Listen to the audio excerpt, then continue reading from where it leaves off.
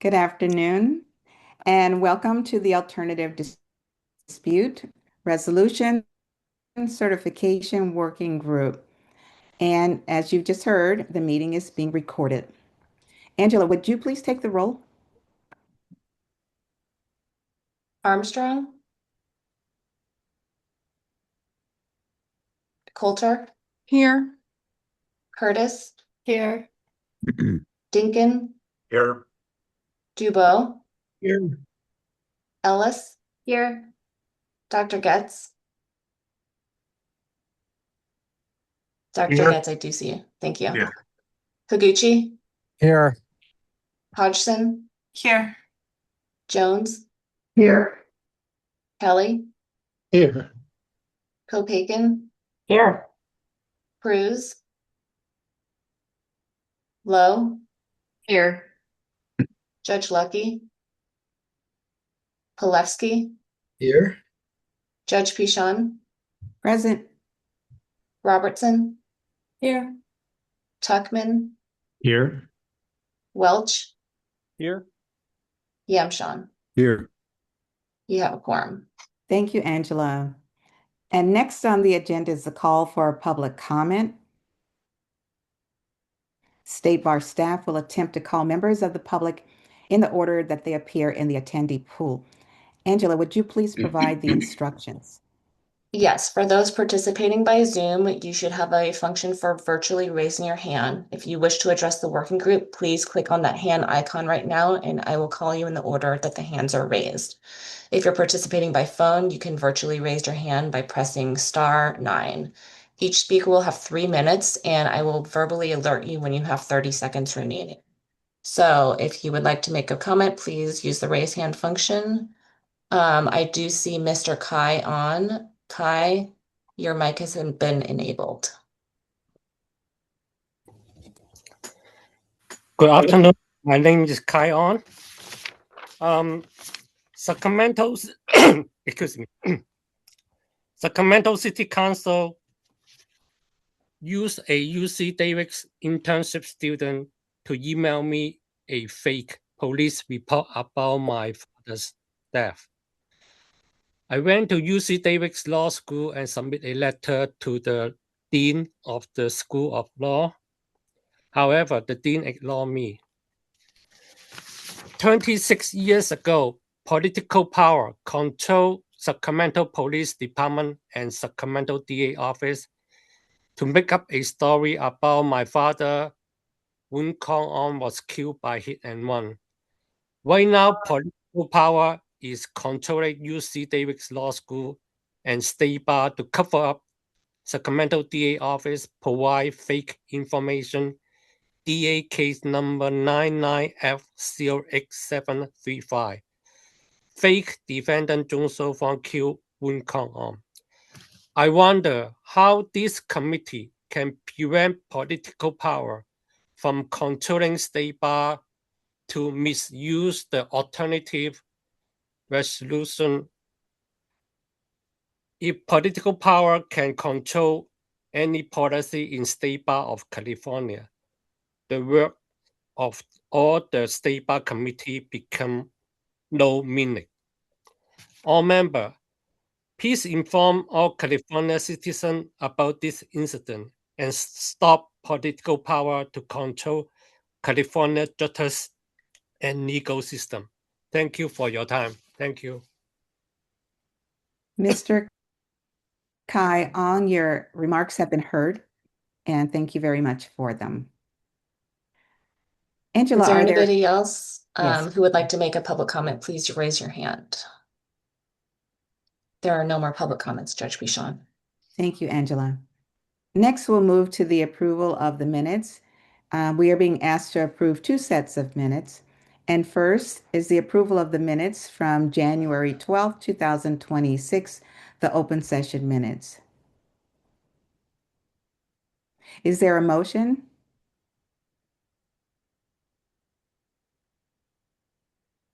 For approval? I so move. All right, would you state your name, please? Paul Dubois. Okay, thank you. And the second? Yamshon. Thank you very much. And next we'll move on. Oh, I'm sorry, Angela, would you please call the roll? Yes. Armstrong, Yes. Coulter, Yes. Curtis, Yes. Dinkin, Yes. Dubois, Yes. Ellis, Abstain. Dr. Getz, Yes. Higuchi, Yes. Hodgson, Yes. Jones, Yes. Kelly, Yes. Kopaken, Yes. Cruz, Lowe, Yes. Judge Lucky, Palevsky, Yes. Robertson, Yes. Tuckman, Yes. Welch, Yes. Yamshan, Yes. Judge Pishon. Yes, The minutes have been adopted. thank you. Next, we'll move on to the approval of the January 21, 2026 open session minutes. Would anyone like to move approval of those minutes?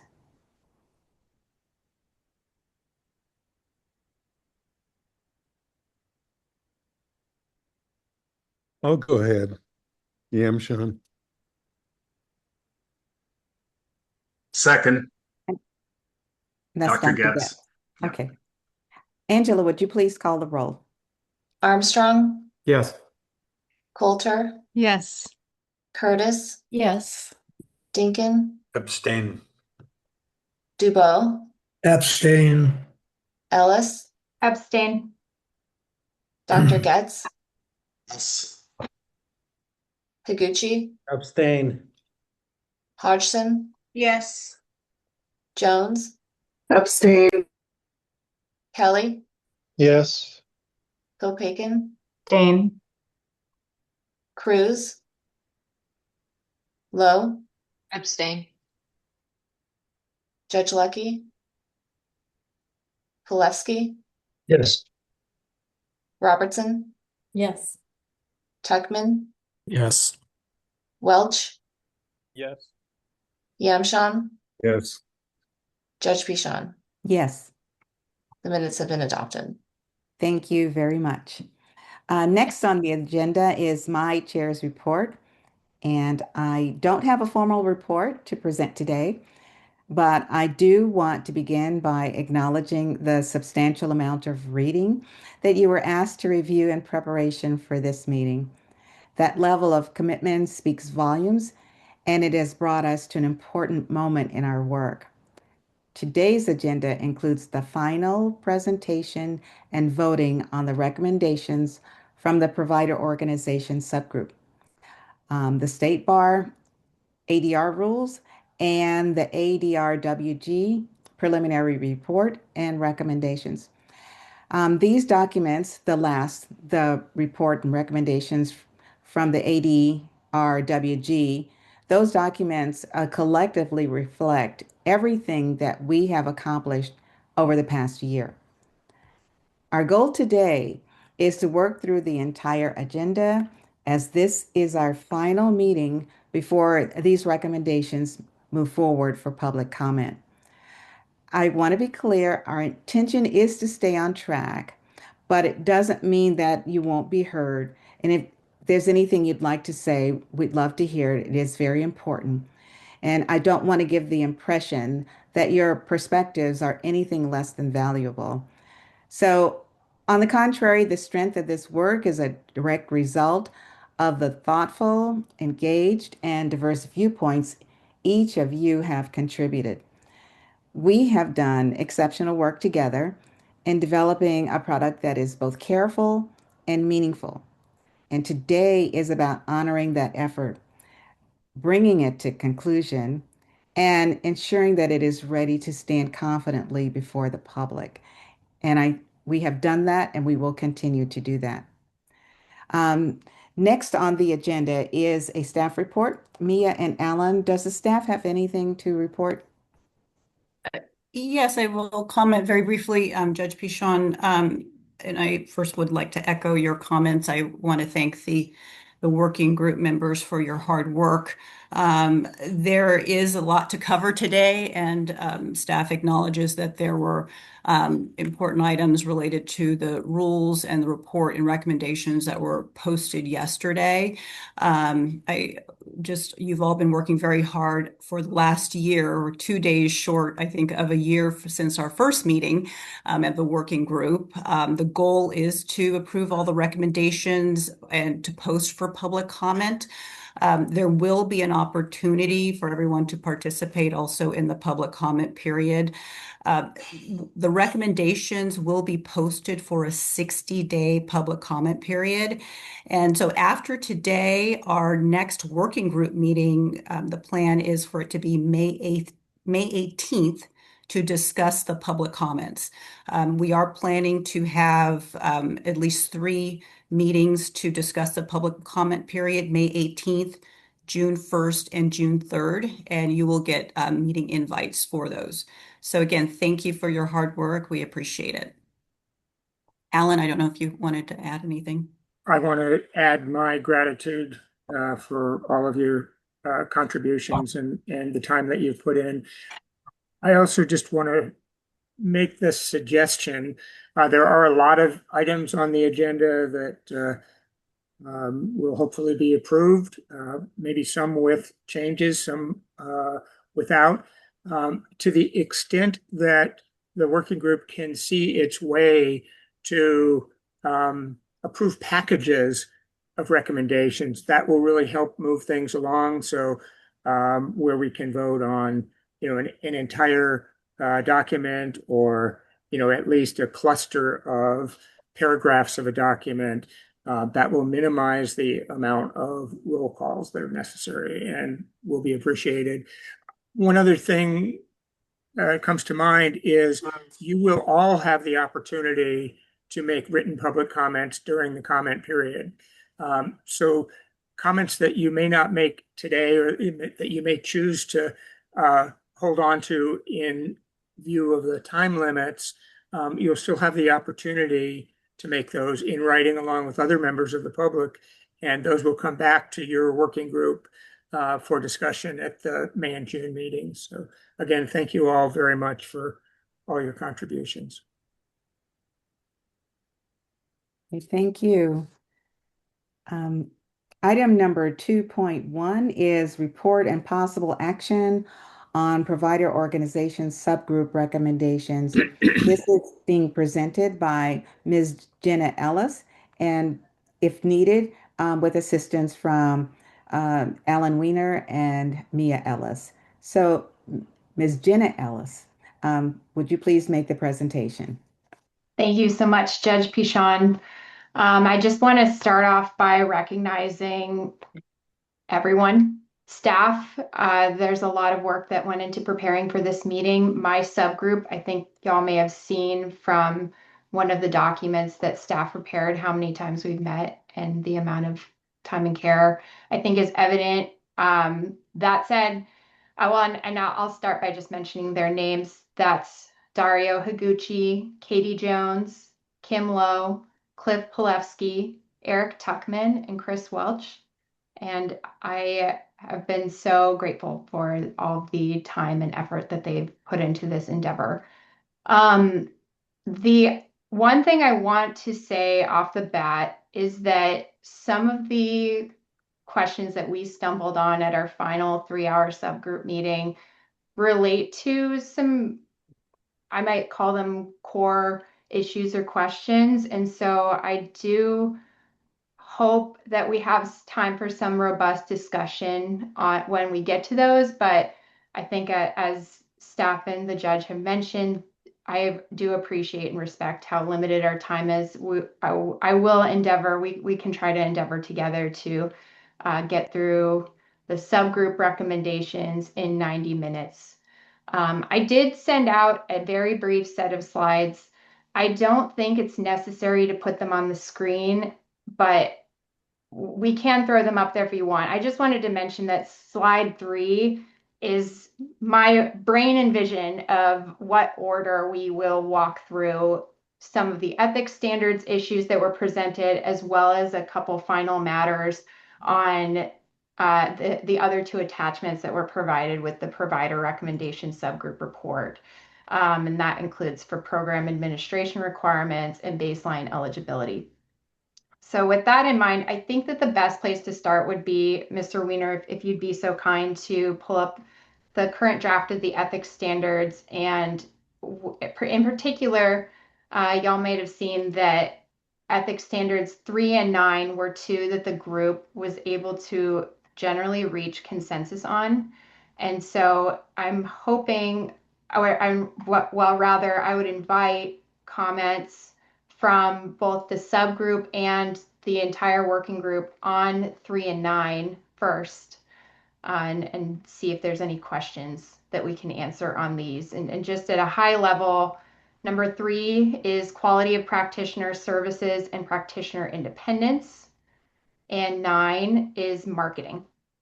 And I know it's a lot of scrolling back and forth, so we'll invite questions, and I'll invite Mr. Weiner to scroll around as we go.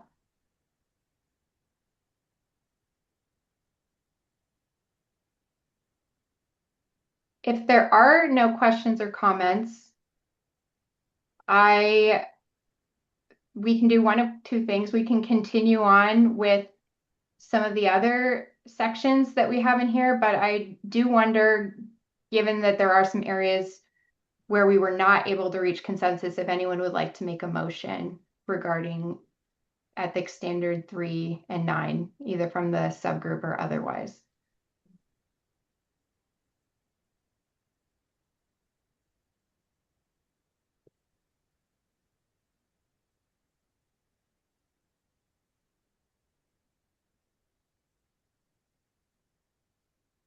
Move that the 3 and 9 be adopted. It's Dr. Getz.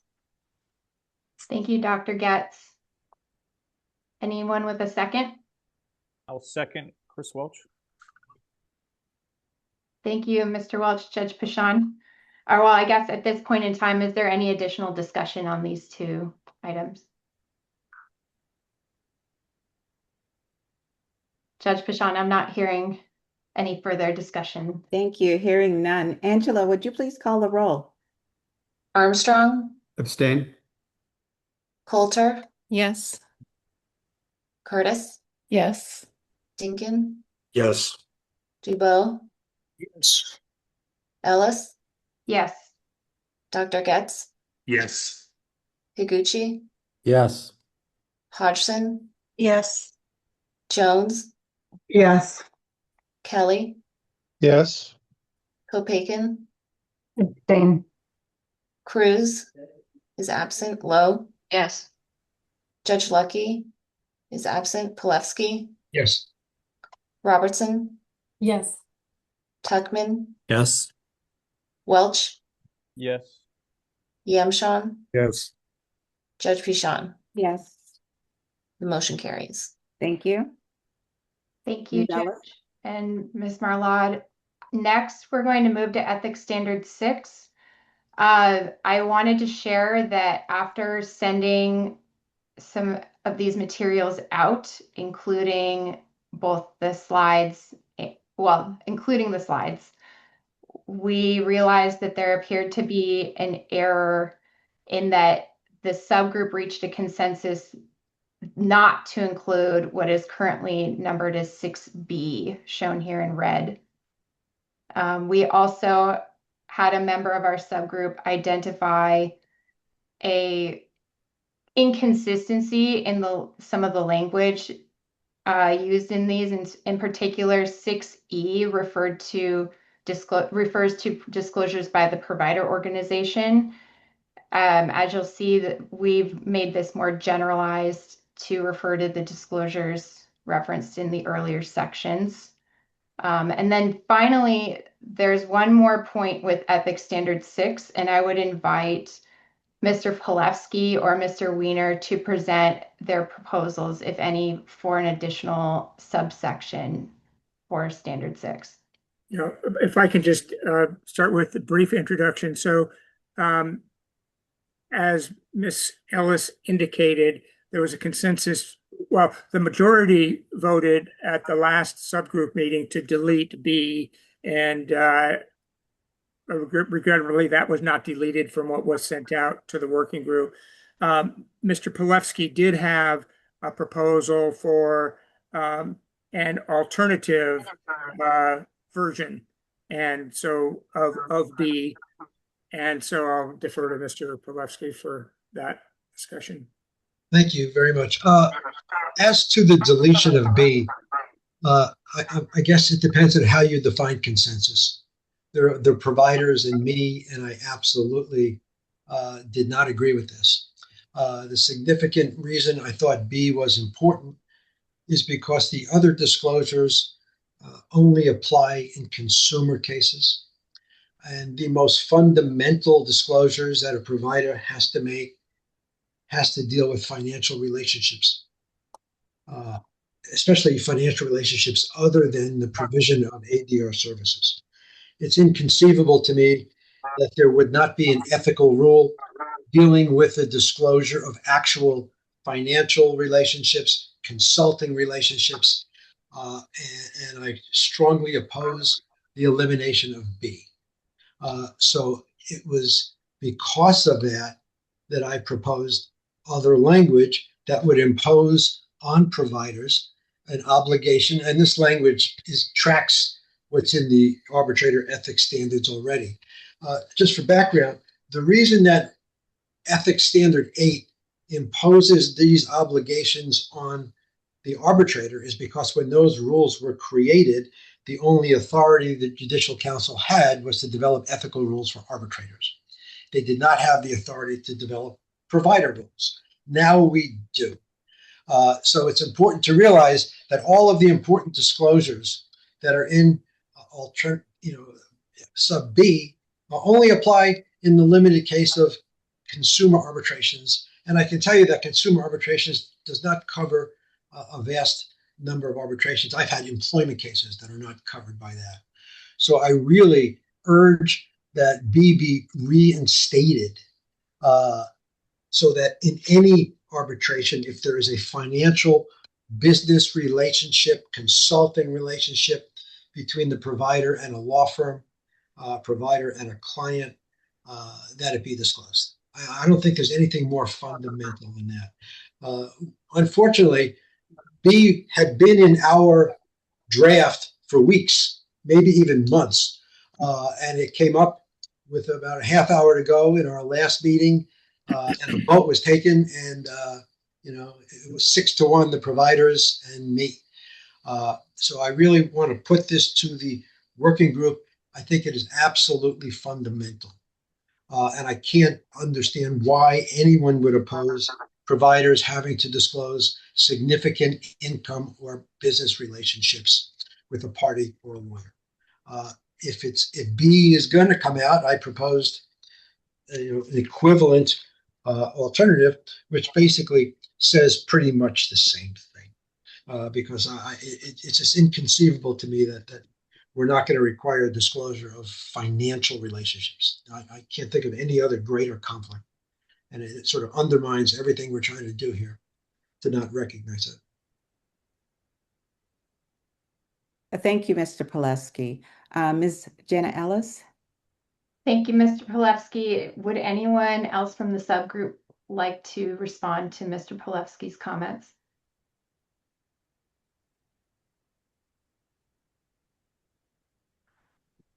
I will just briefly share my personal concerns that the phrase significant income is ambiguous.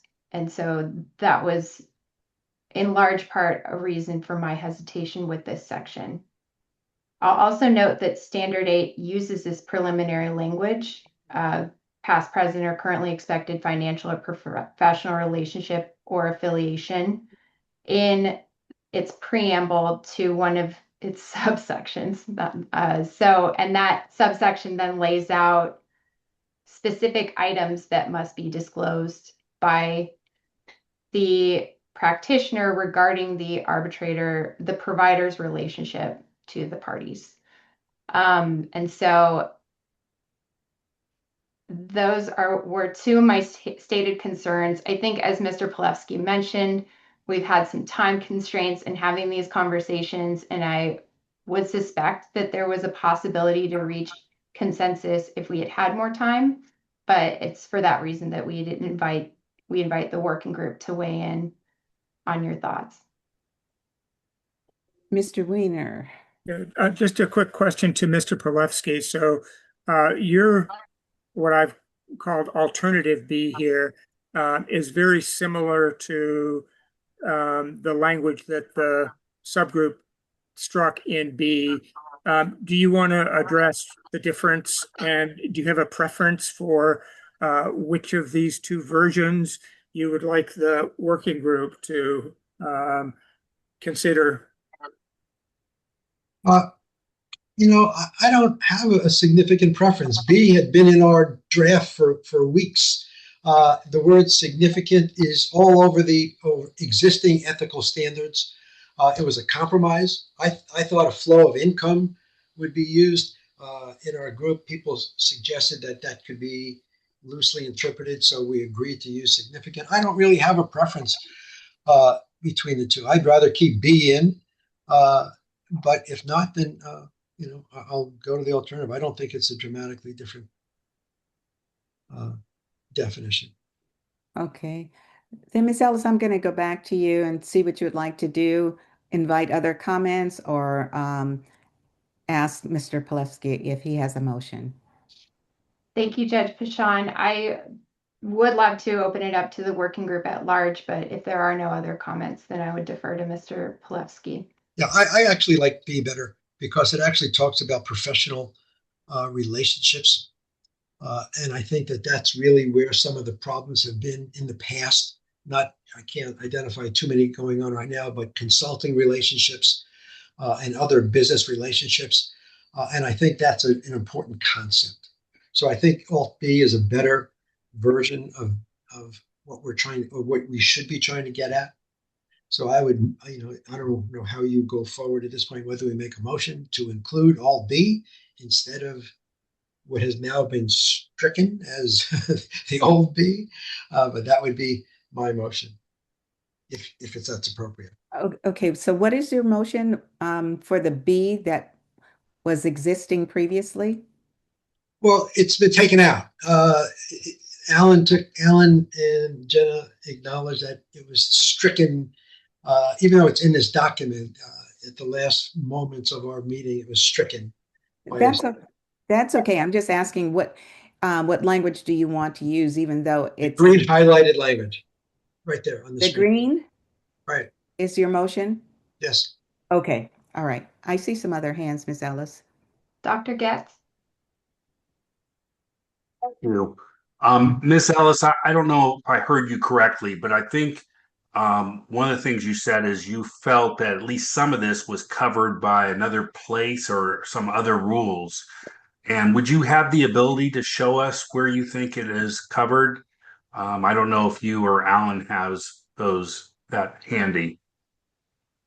Alan, I'm happy to pull it up or either way, but I will clarify, Dr. Getz, that it's covered in Standard 8 of the Ethics Standards for Neutral Arbitrators and Contractual Arbitration, which, as Mr. Polewski notes, applies to consumer cases. But because it tracks certain language in Standard 8, I believe the net effect could be seen as not just significant income or income streams, but a broader requirement for disclosure in non-consumer cases. May I just follow up on that? The Standard 8 imposes on the arbitrator a duty to get information from the provider and make it available. And it only applies in the consumer arbitration context. And if we are going to modify B, or either keep B in or accept my alternative version, we would also need to modify the final provision. I think it's Alan, you have that on the screen there? I can bring that back up, but for the moment, Ms. Jenna Ellis asked me to display Standard 8 so that she could point out where she thought, answer Dr. Getz's question about where she thought there was duplication. So if we can do that, then I'll bring the other document back up to share. Thanks, Mr. Weiner. If you scroll down to B1, under relationships between the provider organization and party or lawyer in arbitration.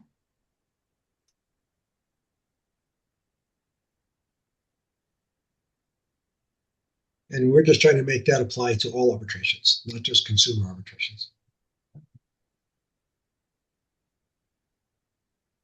Thank you. That answers my question. Okay. Ms. Curtis?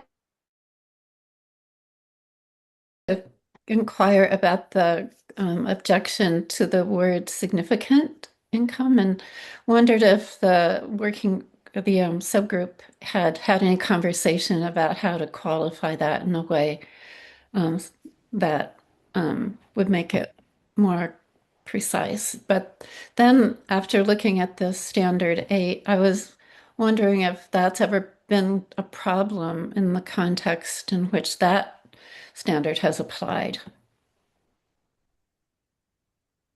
Those are great questions, Ms. Curtis. I would defer to others in my subgroup, but just mention that the standard, which arbitrators in California are familiar with, is focused on significant relationships. We did explore a little bit this question of significant income, and I think it was part of that exploration that led to some concern that there was a disconnect in what it was intended to mean. Anybody else want to weigh in? Mr. Kelly's hand is up. Mr. Kelly? So if I'm understanding this correctly, there's a big difference between requiring a provider organization to make disclosures and an individual arbitrator on their panel to make disclosures. And since, as I understand it, Mr. Polewski's motion still lacks a second, I want to second the inclusion of Alt B instead of B. Thank you. Thank you, Mr. Kelly. Any other discussion, comments, questions, concerns? Ms. Ellis, if I may, just to respond to Ms. Kelly's comment about the difference between requiring a provider organization versus requiring an arbitrator to make disclosures. The Judicial Council ethics standards require the arbitrator to disclose information about the provider organization's relationships with parties and lawyers in the case. That was because that's what the statute allowed the Judicial Council, directed the Judicial Council to do. So there's currently no requirement that the provider organizations provide this information. The subgroup discussed imposing such a requirement that the provider organization make that disclosure to the parties in the action, and then said, well, if we do that, then the parties, the consumer parties or the parties are going to get two disclosures. They're going to get one disclosure of the provider organization relationships from the practitioner, and they're going to get one from the provider organization. So the solution, if you will, to that was in C, to require that the provider organization make the disclosure to the arbitrator, to the practitioner, so that the arbitrator can timely make those disclosures. So trying to close that gap, if you will, in this certification standard. Only in consumer cases. C in consumer cases, yes. And for what it's worth, and forgive me for speaking out of without raising my hand here, but I went back and looked at all of the disclosures that I've seen in all of my arbitrations. And some of the firms are very good at identifying past cases that they administered. I don't think I've ever seen any meaningful disclosure of many of the other provisions of 8 in terms of relationships or things of that sort. In terms of, there's some generic statements, we're written into a lot of agreements, so you can assume that we're going to be administering cases. But I do not think the arbitrators and or providers have done any kind of decent job in fulfilling their obligations under existing 8. But again, I just come back to this can't be limited to consumer cases. The stakes are too big in other cases to allow conflicts of interest to not be disclosed. Financial conflicts of interest. I'm done. Dr. Getz? Mr. Getz.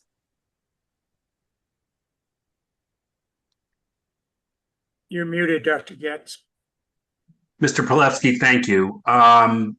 So if we were to make a friendly amendment to C, assuming it was accepted, and eliminate the word consumer, would that solve your issue?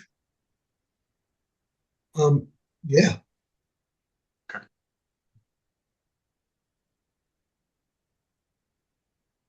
And that would also avoid the double disclosure, Well, perhaps. the concept would absolutely resolve the issue, but the rest of the language still says you got to provide it to the arbitrator, who then has the obligation to disclose. But absolutely, my concern is that it is not limited to consumer arbitrations.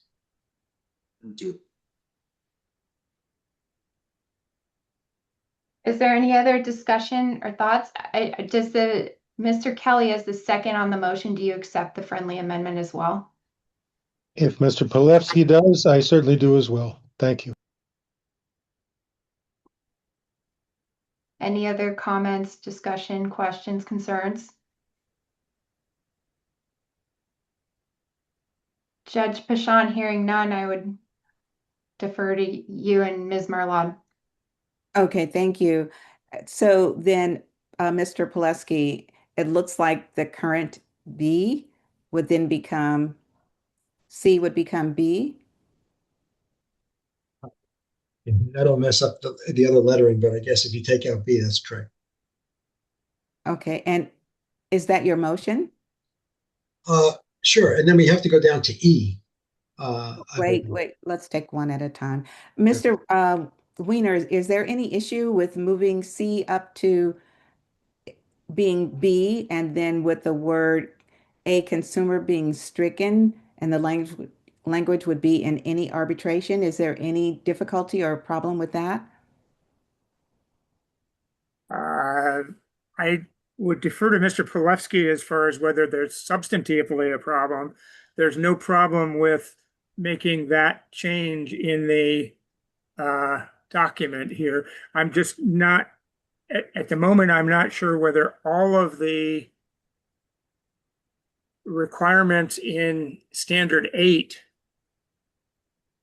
would cover what is the past, present, or currently expected relationships between the provider and the lawyer. I know there are disclosures about past cases, I think, is the main focus and the outcome of those past cases, but just ask Mr. Palevsky and others whether B, and particularly disclosing expected or financial relationships that are sort of other than for the administration of ADR, would be already covered within Section 8. I think D, the existing D in Rule 8 is pretty broad. It says the provider organization has entered into, or the arbitrator currently, or the arbitrator currently expects that the provider organization will enter into an agreement or relationship with any party or lawyer in the arbitration or law firm with which the lawyer in the arbitration is currently associated, under which the provider organization will administer, coordinate, or provide dispute resolution services in any other non-collective bargaining matters, or will provide other consulting services for that party, lawyer, or law firm. So I think it's pretty good. So then, Go ahead. then I think the motion, as I understand it, is to go from A to this new B in any arbitration subject to these standards. And so I have managed to re-letter that. And would that be your motion then, Mr. Pileski? Yeah, as long as we modify the final provision, which used to be E, Well, make sure it's right. E. Okay, can we stay with the former B and your motion is now the new B and there's a second to that? Do you want to proceed with that, Mr. Pileski? Yeah, but D is not a different concept, Your Honor. D just applies to which sections we're referring to above. So we're just moving C up to B because we just moved C up to B. It's easy to do them together. I think that is correct. I think they're closely related, and I'm not sure that Okay. it's controversial, Judge Bashan, but Mr. Pilevsky, as this is now showing how you would suggest it be in D. Right.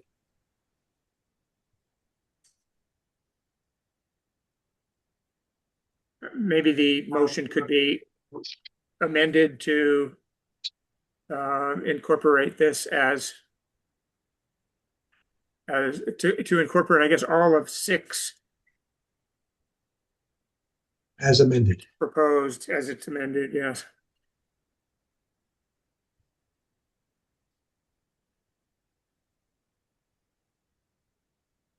Thank you, Alan. A lot of alternate language here. Sorry. Okay.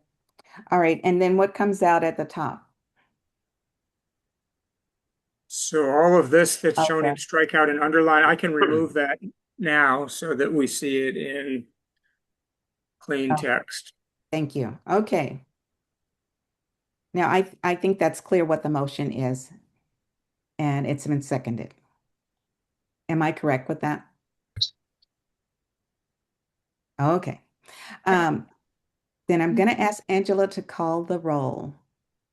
Judge Pichon, I Armstrong? apologize. I'm sorry. Was there a second on that amended from Mr. Kelly? Yes, ma'am. Thank you. Okay. All right. Angela, would you please call the roll? Yes. Armstrong? No. Coulter? Yes. Curtis? Yes. Dinkin? Yes. Dubois? Yes. Ellis? No. Dr. Getz? Yes. Higuchi? No. Hodgson? Abstain. Jones? Abstain. Kelly? Yes. Kopaken? Abstain. Cruz? Lowe? No. Judge Lucky?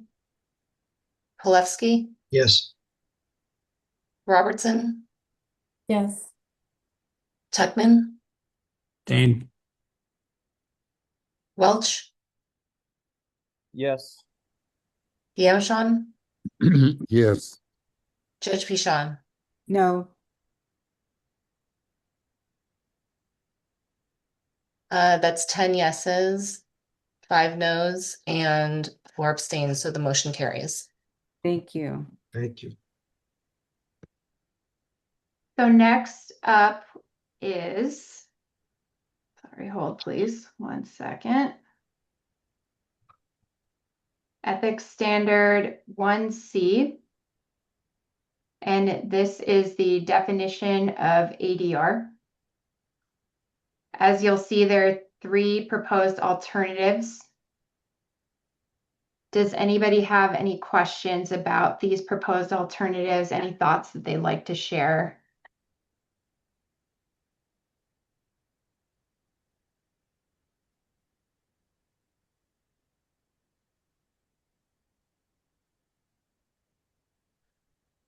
Ms. Hodgson? I would appreciate some insight as to why there are multiple proposals when it seems that the first listed proposal does reference the statute that has gathered us all here today and for the last year. So I was wondering if there was some insight into what discussion may have been had at the subgroup level that led to the other alternatives. Mr. Weiner? Yes, thank you. So several concerns outlined in the memo, not the long one that went out yesterday, but the one that I believe went out Friday. Staff concerns about the subgroup proposal, which means arbitration, mediation, and any other process defined in Section 6173.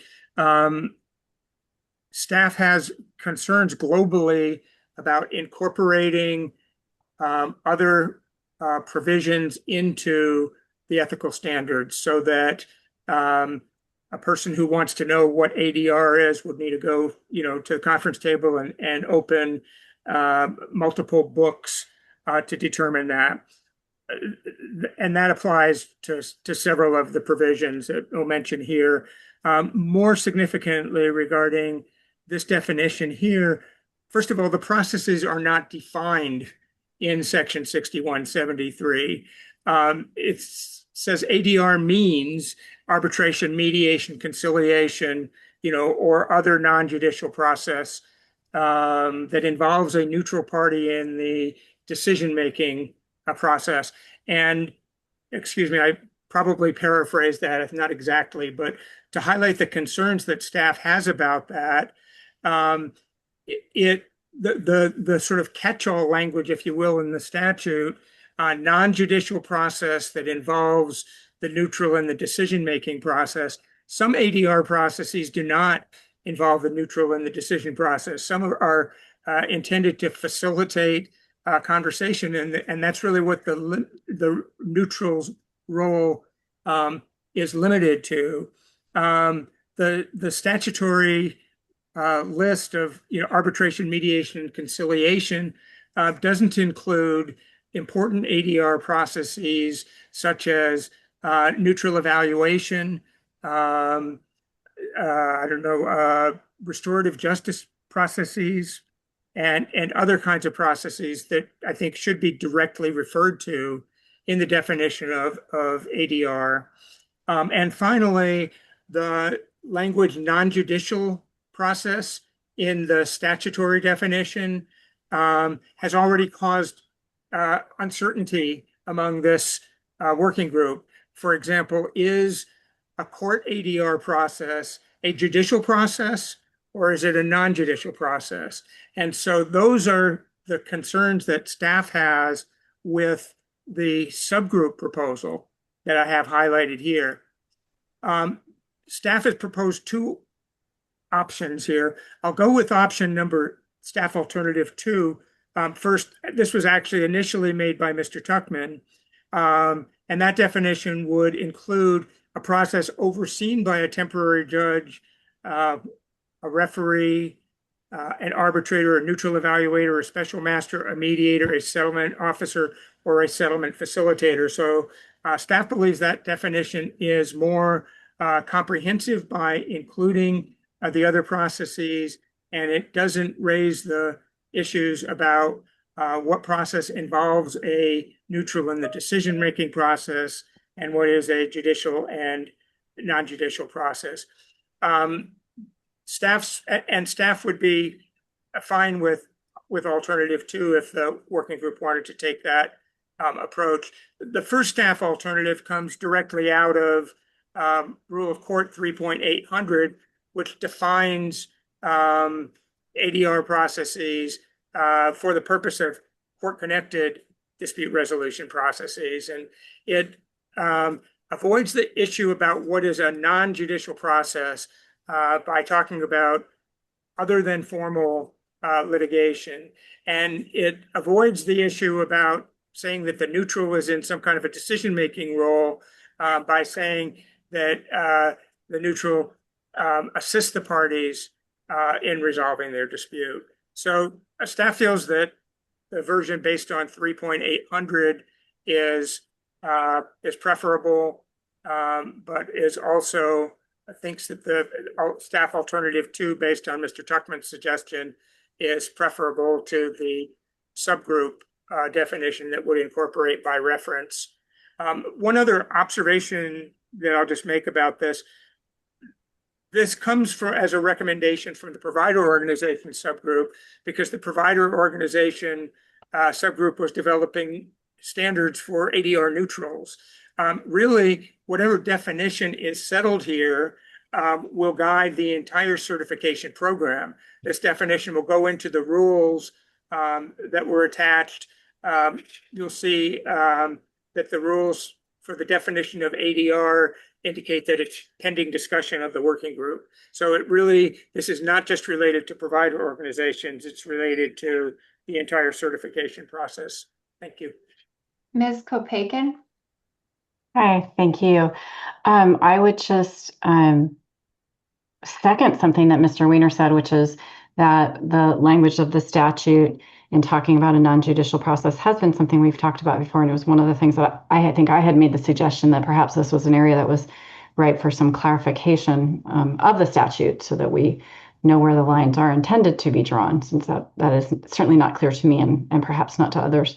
In terms of the alternatives here, I would just point out that the first two proposals, at least arguably, are constrained by what the various statutory definitions are.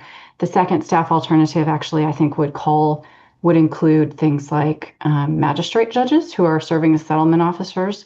So I think that one might be expansive enough that it is coloring outside the lines of what is intended by any of the statutes certainly the statute that brought us all here and that we're working under. So that I'll leave it there. Thank you. Thank you, Ms. Kopaikin. Dr. Getz? I'm hearing this correctly. I think what we're trying to do with alternative 1 and alternative 2 is define something that was not well defined in the statute. And I'm wondering if that's something we should be doing at this stage. I'm wondering what would be wrong with the subgroup proposal if it was, instead of saying defined in, saying covered by. I realize that doesn't really help us move towards finality on what's actually covered by the statute, but it's the simplest way to get through this rather than defining all the possible processes that the statute's meant to cover through the working group. Thank you. Mr. Kelly? I want to strongly advocate for staff alternative 1 because it's very simple. It doesn't do what Mr. Weiner was concerned about it doing, which is requiring somebody who wants to know what it means to have to go look up the B&P code. And I don't like staff alternative 2 because it limits the coverage of what ADR practitioners are. And there's a lot of things that are left out of it that I think are intended to be covered, and the staff alternative 1 would cover. Thank you. Mr. Yamshawn? I'm pretty much in agreement with Ron Kelly. A lot of the distinctions in the list, arbitrator, neutral evaluator, special master, so on and so forth. You can see a rhetorical difference. Are there any real differences? Maybe.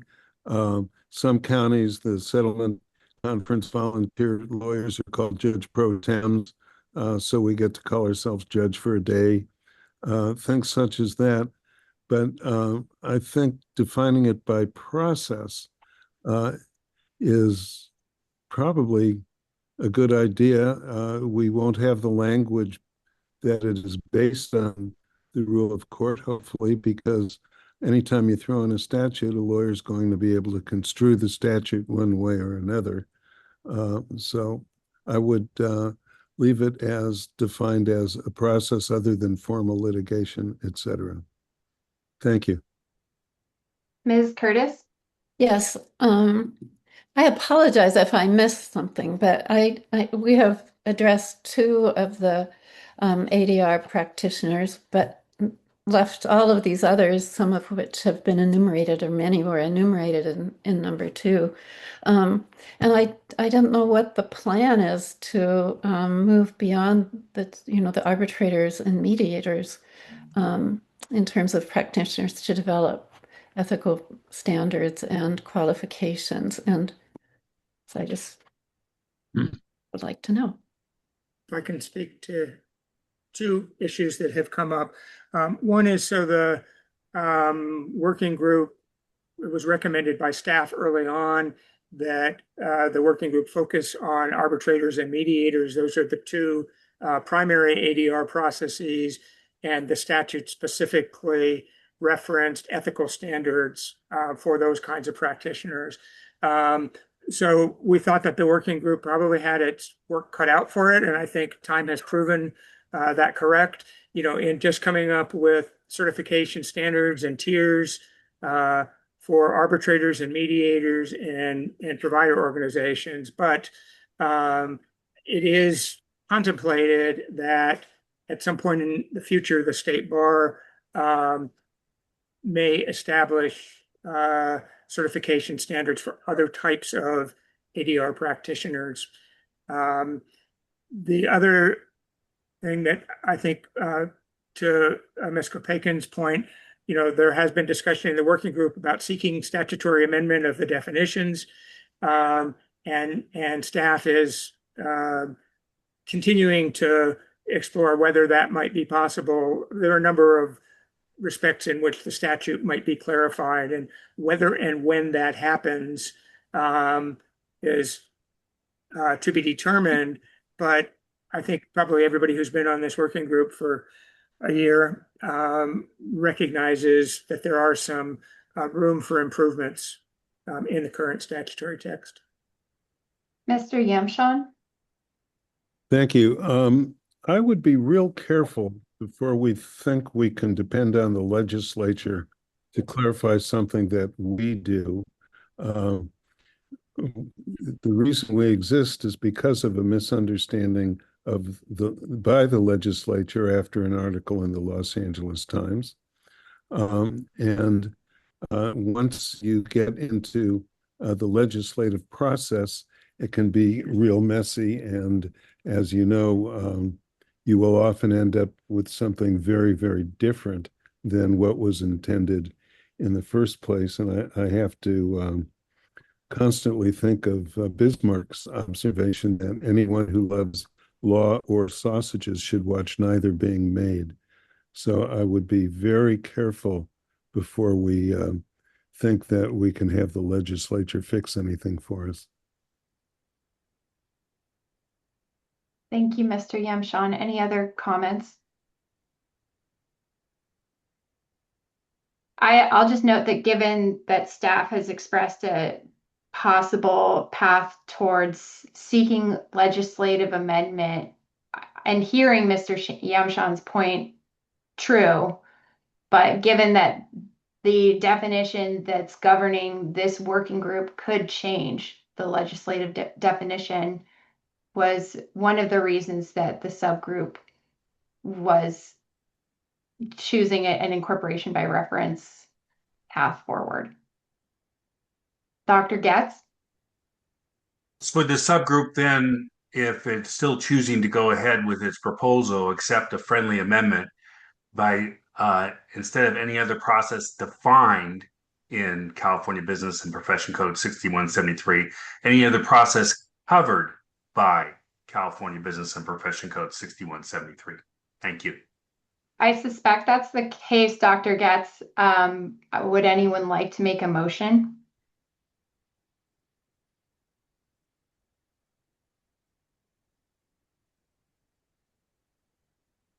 Just for clarification, is the motion to approve Dr. Getz's change of language, or are we voting on one of these alternatives? I would defer to whoever would like to make the motion for that information. Ms. Hodgson? I will move to amend the subgroup's proposal to reflect Dr. Getz's friendly amendment and move that we adopt that subgroup proposal as amended. Thank you, Ms. Hodgson. Any seconds? Second that. Thank you, Ms. Kopekin. Is there any additional discussion? Mr. Kelly? Are we going to then ignore Mr. Wiener's point that anybody who wants to try to understand what this means has to then go look up a code section, which is what I assume we're going to be doing if we approve this? So I think that would be the consequence of approving the current the subgroup proposal, even as proposed. And I would just add that not only looking up the code section, but also trying to figure out what it means, which has already perplexed this working group.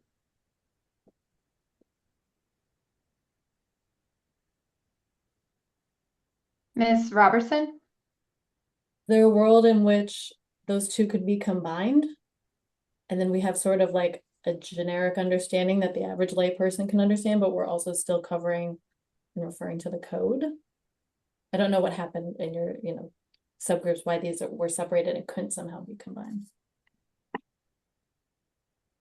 Thank you, Ms. Robertson. At one point in time, we actually did state the definition and include it in quotes and then say as defined by Cal Business and Professions Code as blank.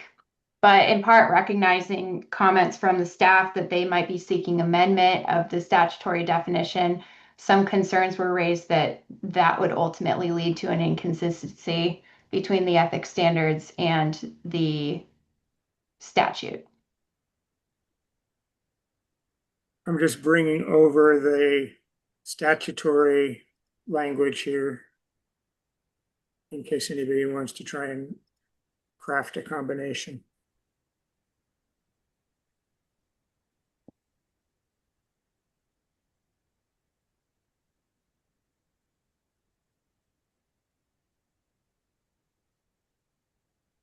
Well, if there's no further discussion, Judge Pashon, as chair, I would defer to you on next steps. Well, there is a motion and a second. And if there's no more discussion, and I don't see any hands. Could the motion be restated, please? Sure. Thank you. And I Dr. believe that's Getz or Ms. Ms. Hodgson. Ellis? Whoever. Sure. Ms. That was Ms. Hodgson's motion. Okay. Yes, I moved that we use the subgroups proposal as now amended to include Dr. Getz's language of covered by instead of defined in, and that we adopt the subgroup proposal. Okay. And that has been seconded? By Ms. Kopaken. All right. There's a motion and a second. Angela, would you call the roll? Armstrong, Yes. Coulter, Yes. Curtis, No. Dinkin, No. Dubois, No. Ellis, Yes. Dr. Getz, Yes. Higuchi, Yes. Hodgson, Yes. Jones, Yes. Kelly, No. Kopaken, Yes. Cruz is absent, Lowe, Yes. Judge Lucky is absent, Palevsky, Abstain. Robertson, Yes. Tuckman, Yes. Welch, Yes. Yamshan, No. Judge Pishon. Yes. Thank you, Ms. Marlaw. Motion carries. Next on my order of presentation is the remainder of Ethics Standard 1. And I had forgotten to mention this apology earlier, but apologies to Mr. Palevsky in throwing around the phrase consensus reached on Standard 6. My understanding is that we did reach consensus on our other definitions here, but please correct me if I'm wrong on that. And I do also see a hand from Dr. Getz. So Dr. Getz, I invite your comment. So much. Before we leave the definitions, I had a potential friendly amendment for L, which is not on the screen right now. But if we could scroll down, provider organization means an entity, firm, or association. I believe that and I can't speak for the subgroup, but I think you mean business entity. That's usually how the California Secretary of State refers to an entity. They call it a business entity that covers both nonprofits and for-profits. And I just suggest we adopt the same language that's already been used by the California Secretary of State, so we don't try to think that we were trying to invent something else. So my friendly amendment is to add the word business in front of entity. Thank you, Dr. Getz. Any further comments? Any concerns with Dr. Getz' is a proposed friendly amendment?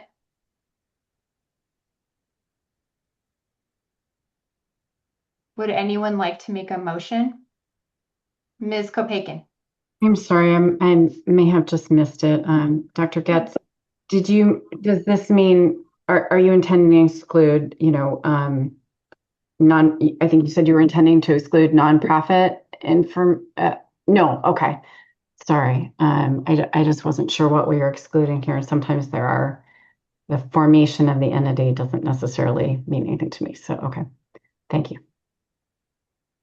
Mr. Kelly? Where do court programs fall in this definition?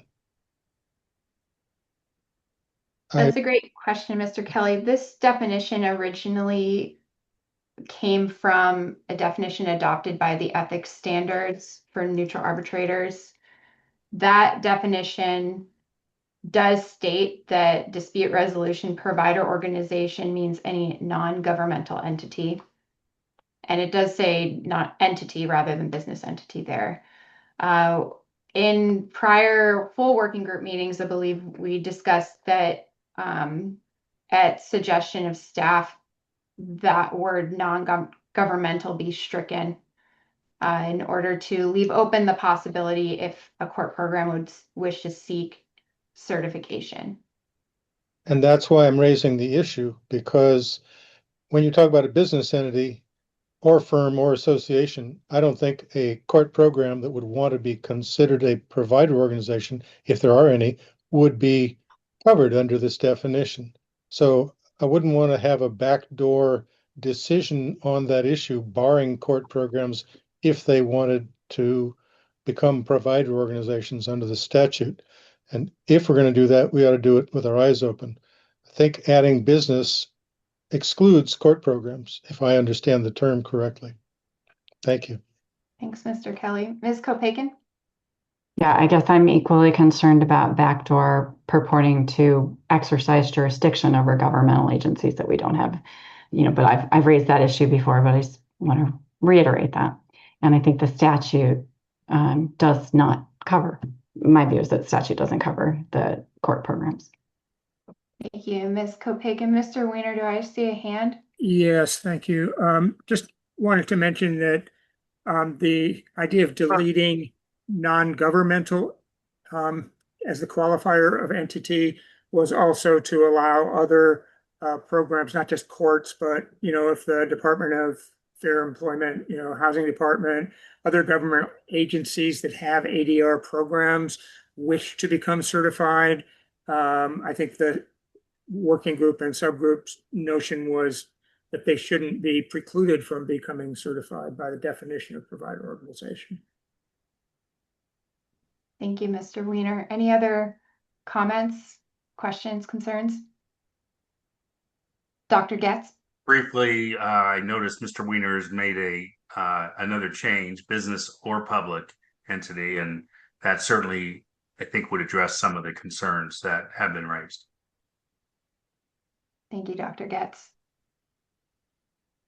I'm sorry, again, I guess that raises the question for me about whether just leaving entity alone, with the explanation of why it wasn't qualified, would be the best avenue to go. I don't know whether there's room for somebody to think that a business entity might not include a nonprofit entity or something like that.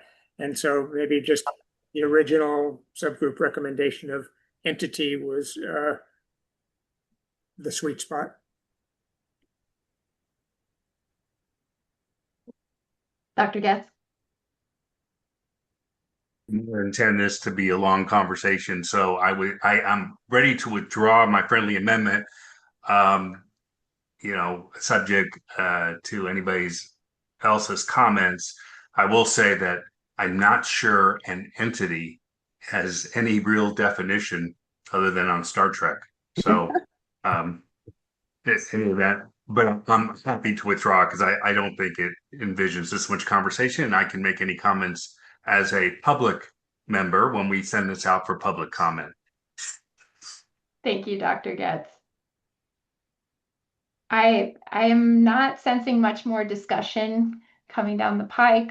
Would anybody like to make a motion regarding ethics standard 1, the remainder of it? I'll make the motion. Thank you, Ms. Lowe. Any seconds?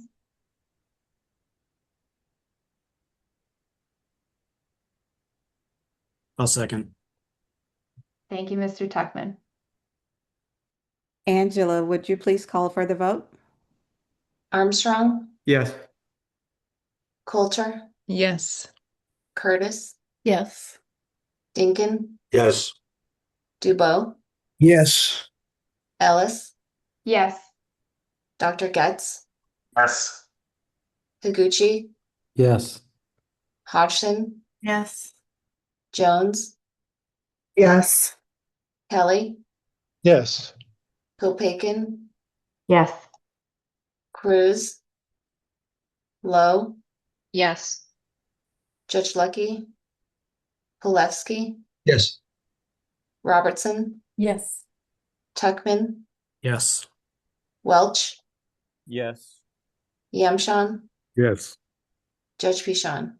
Yes, The motion carries. thank you. Thank you, Judge Pichon and Ms. Marlad. Our final ethics standard for discussion is ethics standard 2.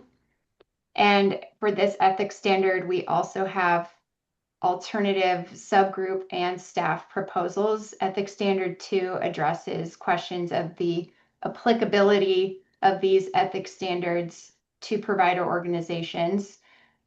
I just wanted to very briefly note that in the slide deck that I provided for you, I included on slides 10 and slide 11 the current applicability language from the ethics standards for neutral arbitrators and contractual arbitration and the application standard from the baseline mediators subgroups recommendation. And so I wanted to make sure you had those available to you as we embark on this discussion.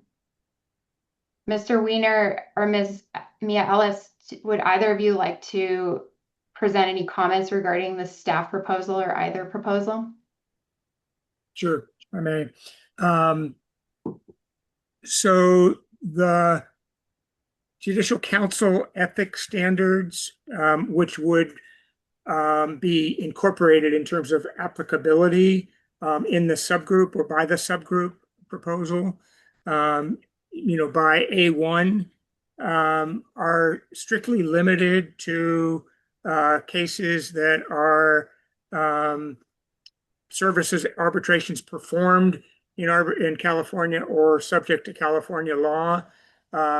California did not aim to have a application after the outside of the scope. One of the main characteristics of the Judicial Council ethics standards is that they require extensive disclosures. The working group has already kind of touched on those a little bit when talking about standard 8 of those standards in consumer arbitrations, making detailed disclosures about all of the cases that the provider organization has handled, consumer cases, and the outcomes of those cases. And that was pretty groundbreaking in California. And I don't know whether it's been adopted outside the state.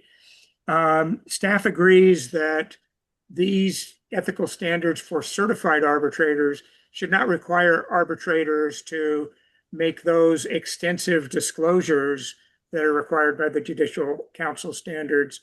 However, staff believes that if there's a certified provider organization, they should adhere to certain other, well, really to most other standards, things like fairness and impartiality and kind of the transparency and other requirements under these standards, regardless of whether they're administering a case in California or outside of California.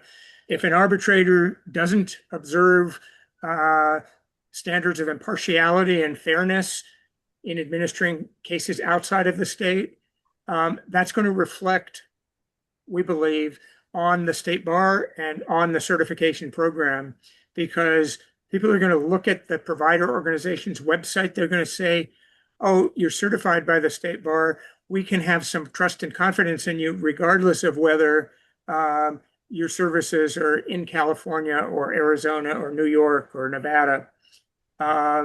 And so staff believes that the basic requirements of fairness and partiality, things other than the detailed disclosures, are requirements that should be adhered to by certified provider organizations, if you will, universally. I won't go as far as to say galactically to take up on Dr. Getz's suggestion. But if if a provider organization doesn't adhere to basic standards of fairness outside of the state, that can easily come back and reflect on the state bar certification program. And so that's the reason why staff is proposing the broader applicability of these ethical standards, saying that they apply except in these specified circumstances, the disclosures to arbitrators in consumer cases. And this would need to be modified because this is just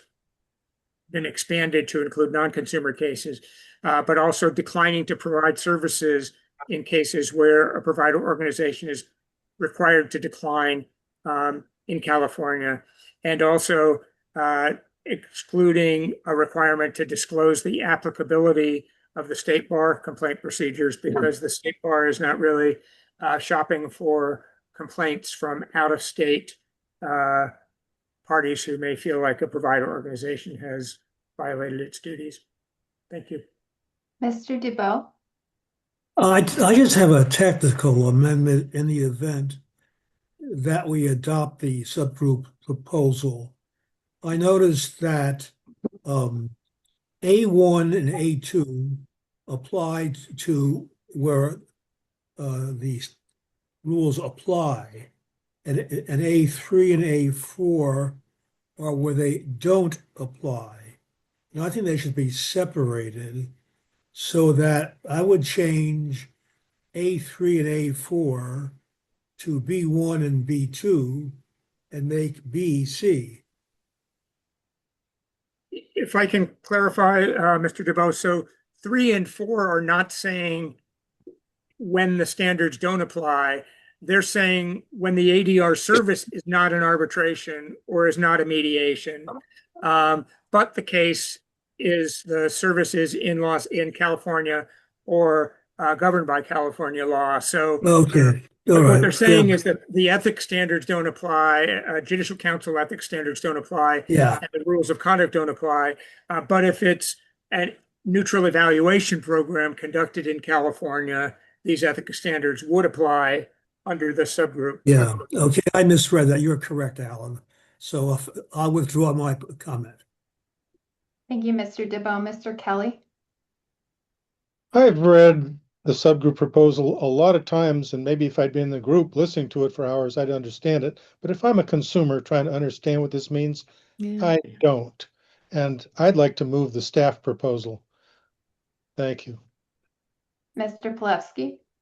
Yeah, we need to, as Alan mentioned, change on the staff proposal, the numbering to reflect the changes we just made to Rule 6.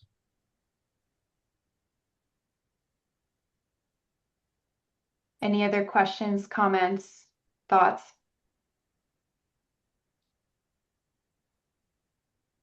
I will come back to that change, Mr. Pilevsky, but yes, you're correct. I just do want to take this off screen to scroll down to 6.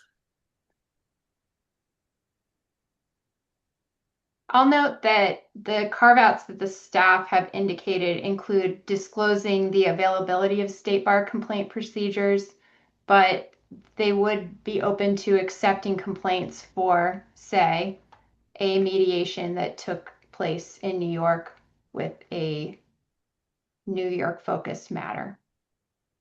And this is something that at least would not be required for arbitrators under the current ethics standards.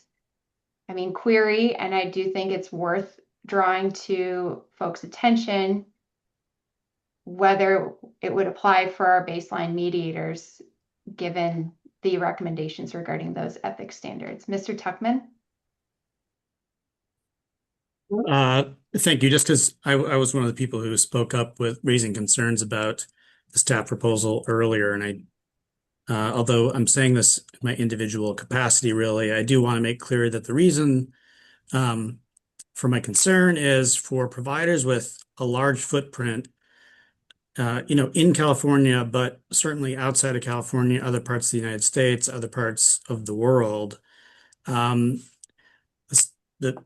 staff proposal would allow the California bar to receive complaints really about any matter anywhere without any connection to California, except for the fact that, of course, think about if it is the AAA, that they are certified as a provider there, but the lawyers, the parties, the law, the hearings, nothing would have touched California in any way.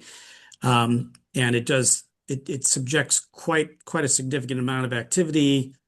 Allegations of fairness are broad. It could be that the rules are not written correctly or fairly, they weren't developed fairly, an arbitration wasn't conducted fairly, the case management staff didn't treat us fairly, right? All those types of things would under the staff proposal, California State Bar could be the recipient of complaint, and it can be it can be burdensome. I think that because it's staff proposal, I think the State Bar is not particularly worried about that. I'm sure it deals with the types of complaints that I'm referring to on a pretty consistent basis.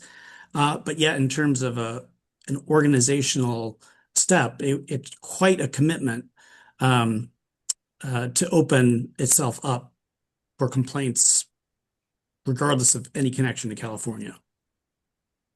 Mr. Kelly? Hearing Mr. Tuckman's concerns, I withdraw what might have been a motion to approve staff proposal, but I'll just reiterate, I don't understand this, and if I don't, a lot of other people won't either. The double negatives really trouble me. Thank you. Thank you, Mr. Kelly. Mr. Weiner? Two things. In terms of the comment that Ms. Jenna Ellis and Mr. Tuckman made about concerns about complaint procedures, one way of addressing that could be to limit the complaint procedures to matters that have some connection with California. The challenge is, what do you do? This is not AAA. This is not any of the provider organizations represented on this working group. But what do you do if you have a provider organization who has its own set of standards for out-of-state cases, and they're, let's just say, abhorrent?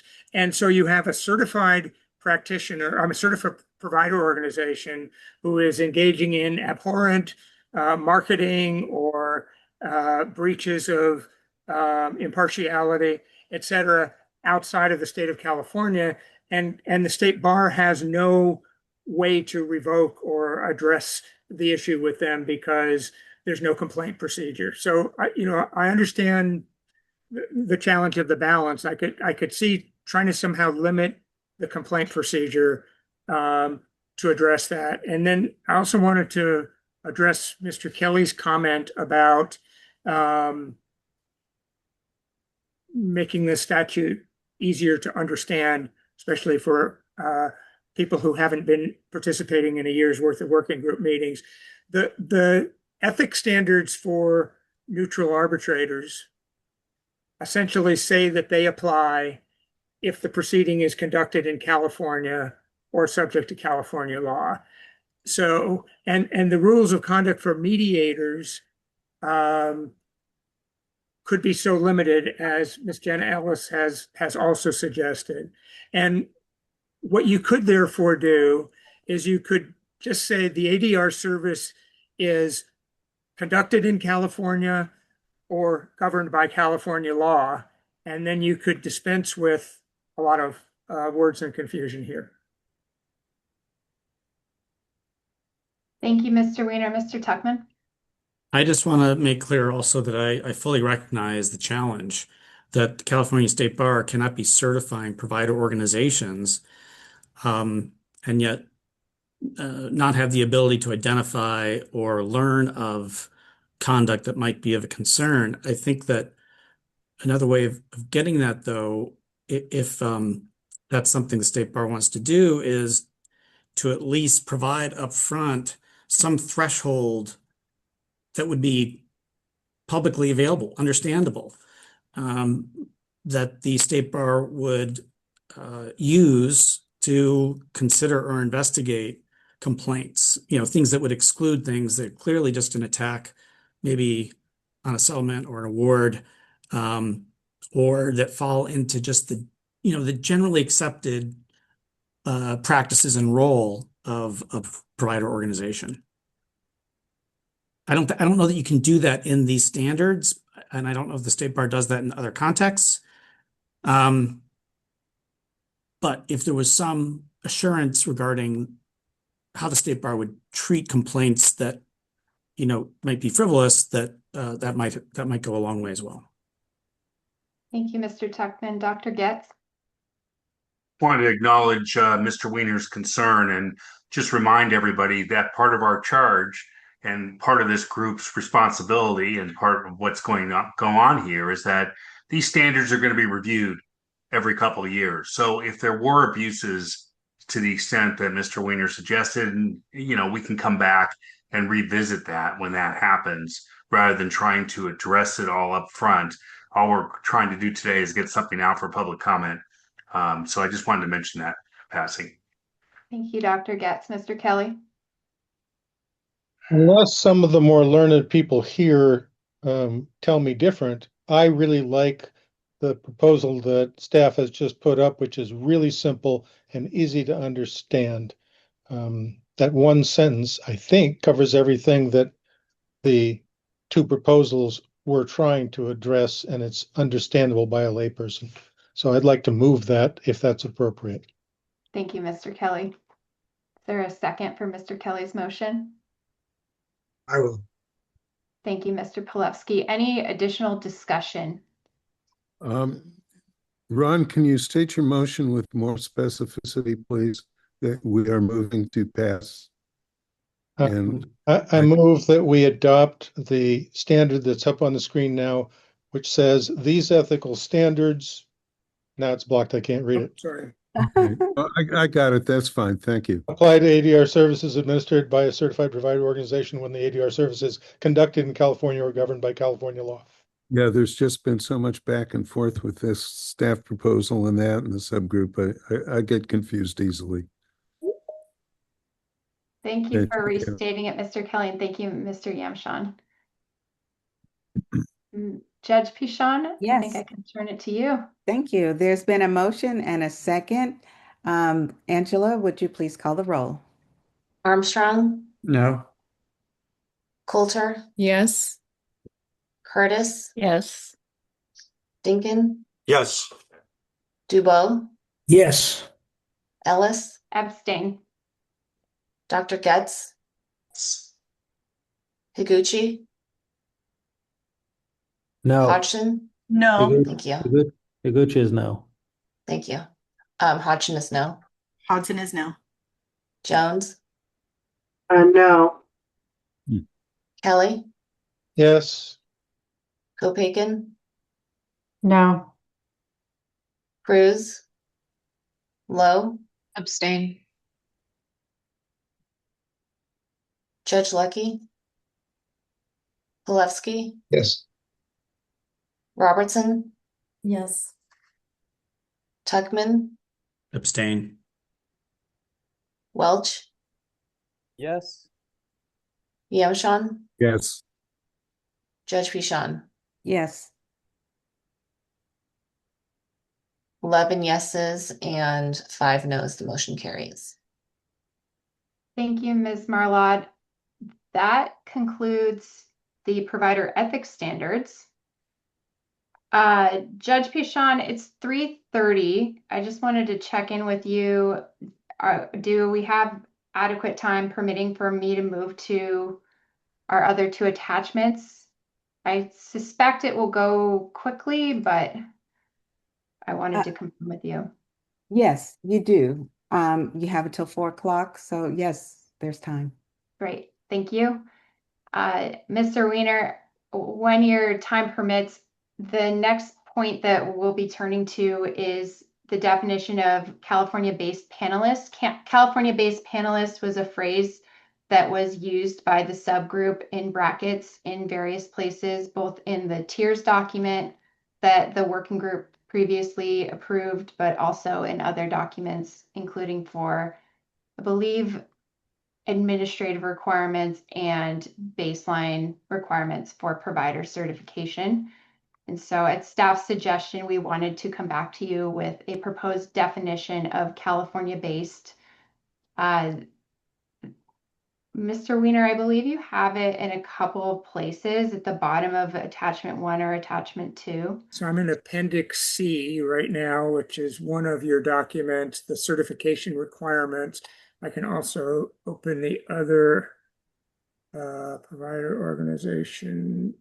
I'll state it while you're poking around for it. I know we need to address other aspects of those documents as well, but California-based panelist, the definition being suggested means an ADR practitioner on a provider organization's panel or roster who resides or has a place of business in California.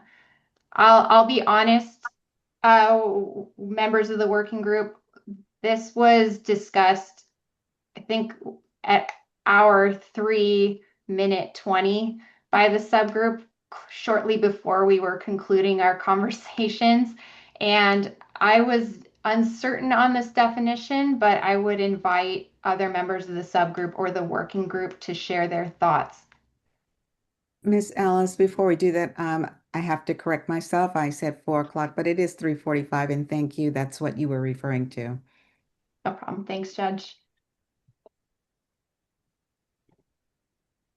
Any thoughts regarding California-based panelist?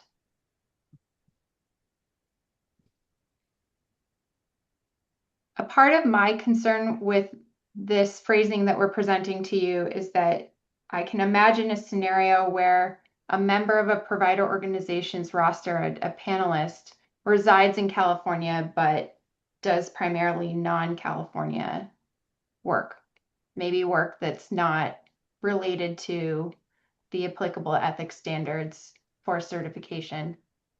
But I think we're struggling with how to articulate California-based in a way to pass along our intent to everyone, and this, I think, wasn't one possible attempt. Mr. Weiner? Yeah, I'm sorry if I missed this when I was searching for the document you wanted me to display, but I think the significance of it, if you will, it comes up, it was mentioned a number of times in the tiers that were approved by the working group already. So it says, for example, this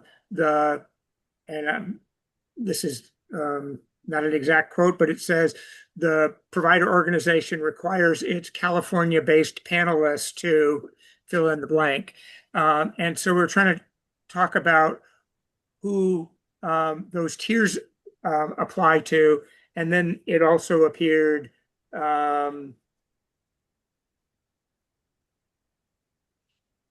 here requiring, and maybe again, I apologize if you said this, Ms. Ellis, but requiring California-based panelists to comply with the applicable ethical standards. So this would be, if you will, the carve out for the concern that Mr. Tuckman raised, multi-state or international provider organization wouldn't need to require its New Zealand practitioners to comply with ethical standards, or need to provide training to them in order for the provider organization to get the tiers credit, if you will, for providing training. Thank you, Mr. Weiner. Mr. Kelly?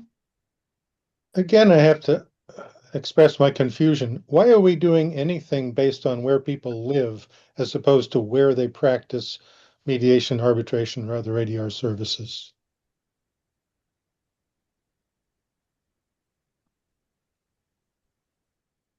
Well, we tried to come up with, if you will, shorthand for that. But when you have practitioners who are practicing online dispute resolution, who are certified practitioners, or who are with a certified provider organization, how do you readily define this? How do you reasonably limit, in this case, how do you limit what practitioners the provider organization needs to require its panelists to comply with? In other words, how do you say, I mean, is it one case conducted in California? And I think another issue that may have been raised by Mr. Tuckman in the subgroup is, how does the provider organization even necessarily know where the practitioner is practicing, if you will? And so this seemed like an objective standard that would accomplish the general purpose of the requirements.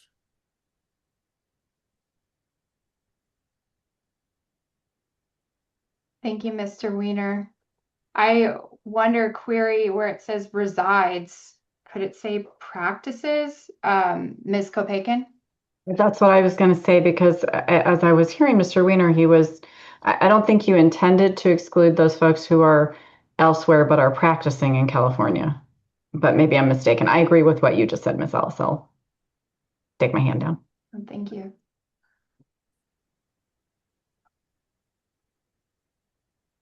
Mr. Yamshan? I'm struggling with, okay, practices might cover it, because I was struggling with the concept. There's a well-known mediator who lives in Hawaii who does most of his mediations in San Francisco, even though the parties can get their fees reduced by $5,000 a day if they go to Hawaii. Most of them bring them to San Francisco. So, but I think practices would probably cover it. Thank you. Mr. Pilevsky? Is it possible to use the location of the dispute to help clarify this? Obviously, not everything's filed in court, but most disputes have some nexus or where they're located. Just a thought. Well, if I can, I mean, I think that if a dispute is in, I mean, I guess the problem with practices, which I was generally in agreement with, was, what does that mean? Does that mean they handle a case that's pending in California? Does it mean we've already covered having a place of business? Just looking for some kind of certainty again, so people don't need to do the legal research to say, well, is this dispute subject to California law, or yeah, you're right. I mean, maybe. Sorry, Mr. Sorry. Yeah, just thinking a little bit out loud here. I mean, I wonder if we can say somehow relate back to the definition, the applicability of the standards, who handles cases where the ethical standards for provider organizations are applicable. Thank you, Mr. Weiner. It sounds like we're heading in the same direction, which is that, just to share a little bit about the genesis of the bracketed California-based panelist. It began because of some of the members of the subgroup's concern about the fact that California Business Professions Code 6173 on its face appears to require providers to have all their practitioners nationwide apply to California or adhere to California ethical standards. And so this California-based was included in a lot of the tiers or other materials, with the understanding that the state bar staff or others might seek clarification or amendment to the statute so that it was limited. And so I think, to Mr. Weiner's point, the goal was to use it as a shorthand for the collection of panelists to which the ethics standards are applicable either under the current version of the law or as later amended.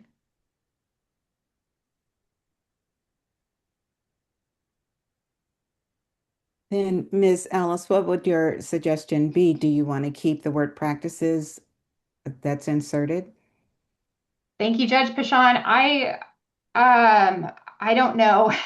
Frankly, I wonder if this phrase needs definition at this time. I think Alan looks like he might have an idea, Mr. Weiner. I would welcome other thoughts and comments.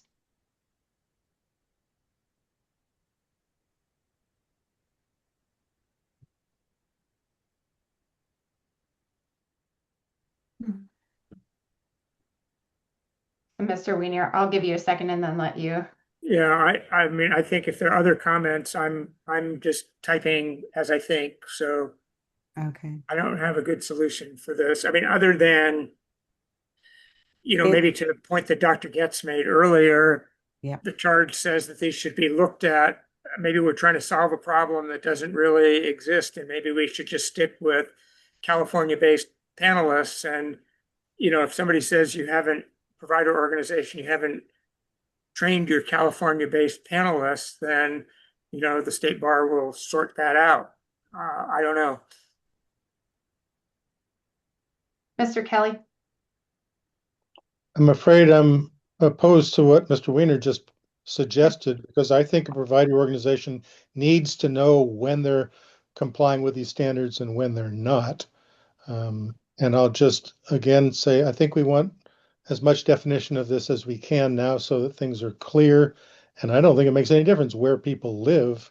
I know a mediator who lives in Montana who handles only California cases. And where a case even happens these days is pretty up in the air, given that everybody's online. I'd like to try and have Mr. Weiner's language refined and adopted if possible, so that so that provider organizations can have some idea of whether they're going to be complying or not complying. I think they need clarity. Thank you. Mr. Weiner? Yeah, I'm just thinking, so for the provider organization, so one dimension of the problem is that some practitioners serve multiple provider organizations. So let's suppose that AAA becomes a certified provider organization, and they have a practitioner on their panel who also works on court panels or practices independently. How do they know where that practitioner is practicing or handling cases? And that sort of defeats a thought that I had that maybe we could just say, where the standards apply, because the provider organizations won't necessarily know that. Ms. Curtis? Yes. What about saying, in addition to a place of business in California, that a California-based panelist means an ADR practitioner who facilitates resolution of cases involving California law or has a place of business in California?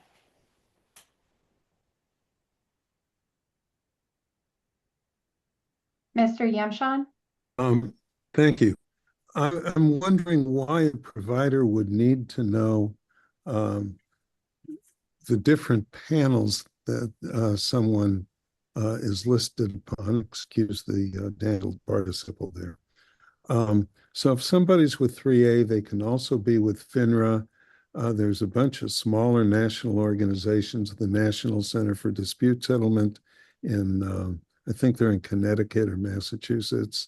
And there's several others that a neutral could have relations with.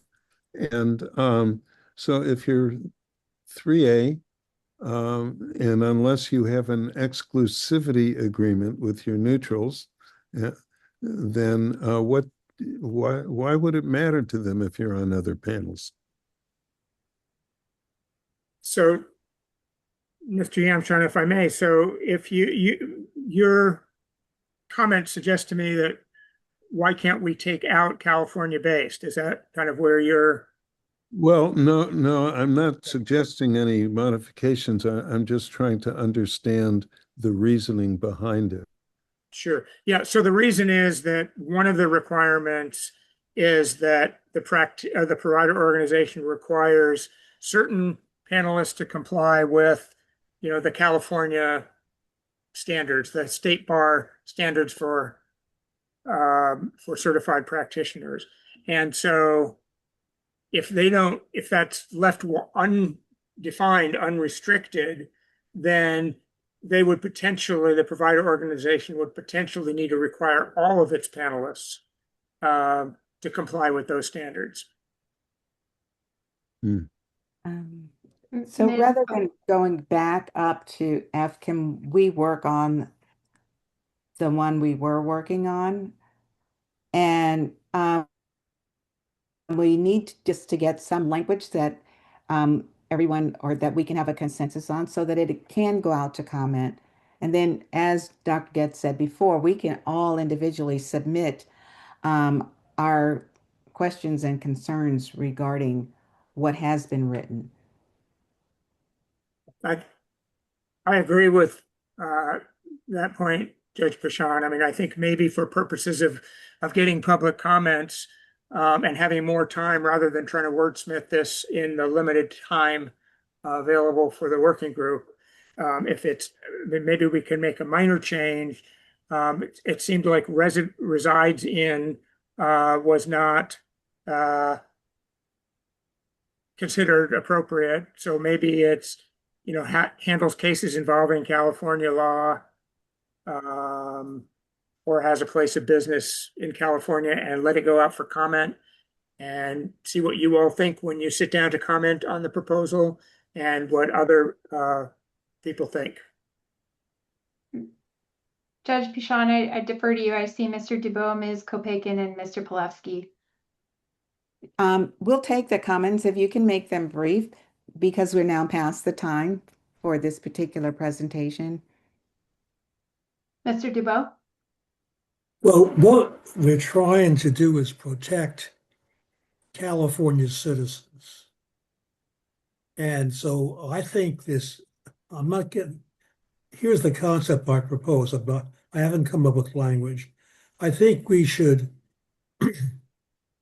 apply to any ADR neutral who is engaged in a proceeding that involves at least one resident of California. It makes no difference whether that person is California resident, is in Nevada, or whether it's in California and the neutrals from Nevada. So that's how I would propose. Thank you, Mr. DeBow. Ms. Kopeikin? I think I'm on the same general track as Mr. DeBow, but I think maybe slightly different nuance, which is I don't know if we care if it involves California law. If, for example, it's a dispute in New York between two New York companies that may have put a California, choice of law in there, but venues in New York, there's nobody, the people are there, the case isn't there, the lawyers are all, they're all in New York. How would we expect them to know, first of all, that, and then mediators or arbitrators in New York, how would we expect them to know that this could, I guess if they're not certified, we won't know, but for the provider organizations, how would they possibly police that? I don't think it's a question of if California law is implicated, but rather it's more a question of protection of consumers in California. So we're really looking for something that's like a minimum contacts. So I would argue that it should, or I would suggest that it should be something that is, the case is venued in New York, in California, the parties are in California, or the mediators is, handling it in California. Something like that actually presents some kind of minimum context where we're actually protecting consumers in California rather than reaching out areas where we don't have an interest. Well, that's my intent. It was limited to location and not to the law. But I would also include, for example, somebody who's conducting a mediation or arbitration by Zoom, but the case is venued in California or the parties are in California, even if the mediator isn't. So, I think it would work even on Zoom if the person on Zoom is a California citizen.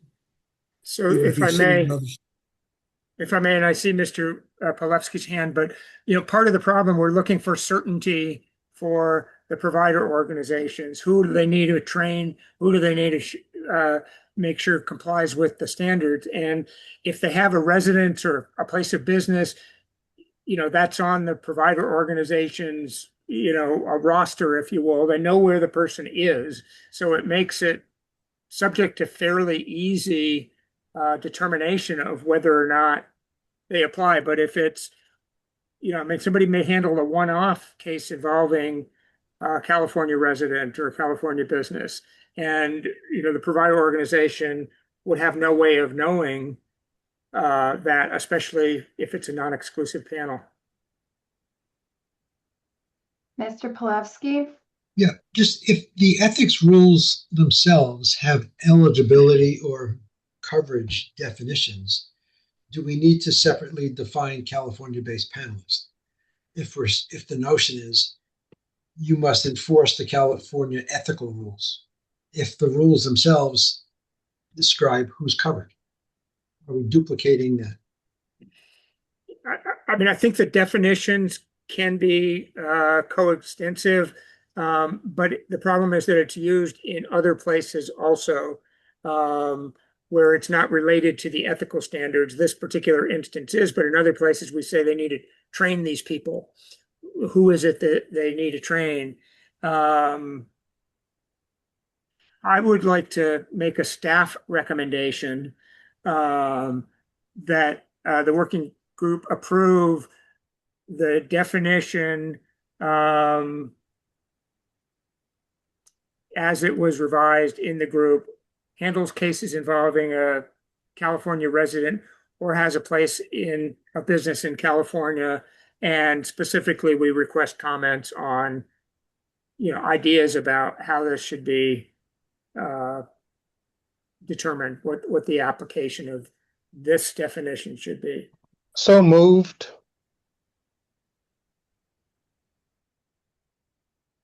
Is there a second?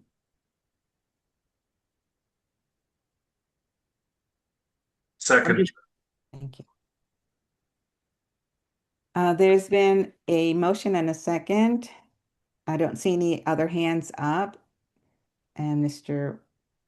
Weiner is making it clear what the language is. Trying to.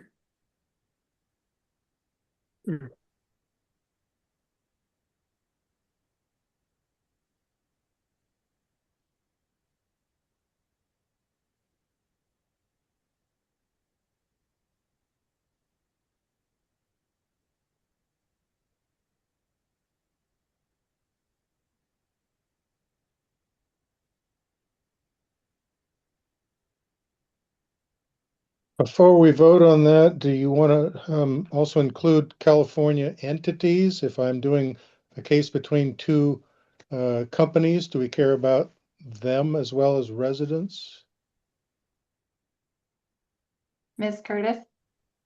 Yeah, partly I think this addresses Ron's concern. So I would suggest that we say panel or after panel and roster, who serves parties residing in California?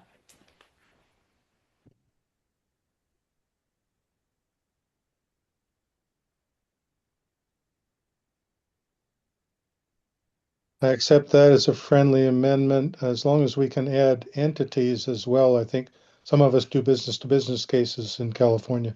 They should be included. But doesn't parties include entities or individual parties? Thank you. Yes, I think parties does. Thank you. Okay. Mr. Dubow? Let's see. Poor Mr. Weiner. I would hate to be doing this. Let's look at Mr. DeBow before we get to you. Let's get the language down. We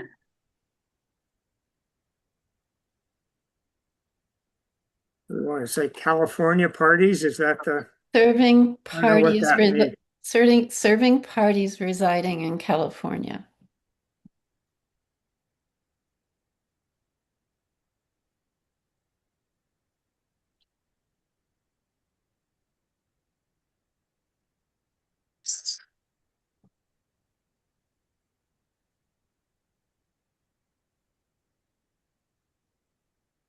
I think you do need to, if you say residing in, I think it's important to say entities because entities probably don't have a residence. They may have I forget what you call them.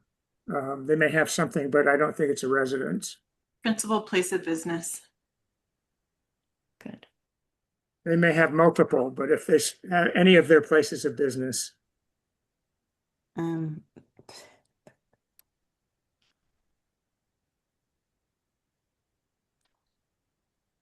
While Mr. Weiner is doing that, Ms. Ellis, do you want to call on Mr. DeBow? Sure, Mr. DeBow. I think it's too vague or ambiguous. The part that says who serves parties residing in or having a place of business in California. So if I'm a New Yorker and I do 2 cases in California, do I become a California-based panelist? And I don't know. I might be, I might not be from this.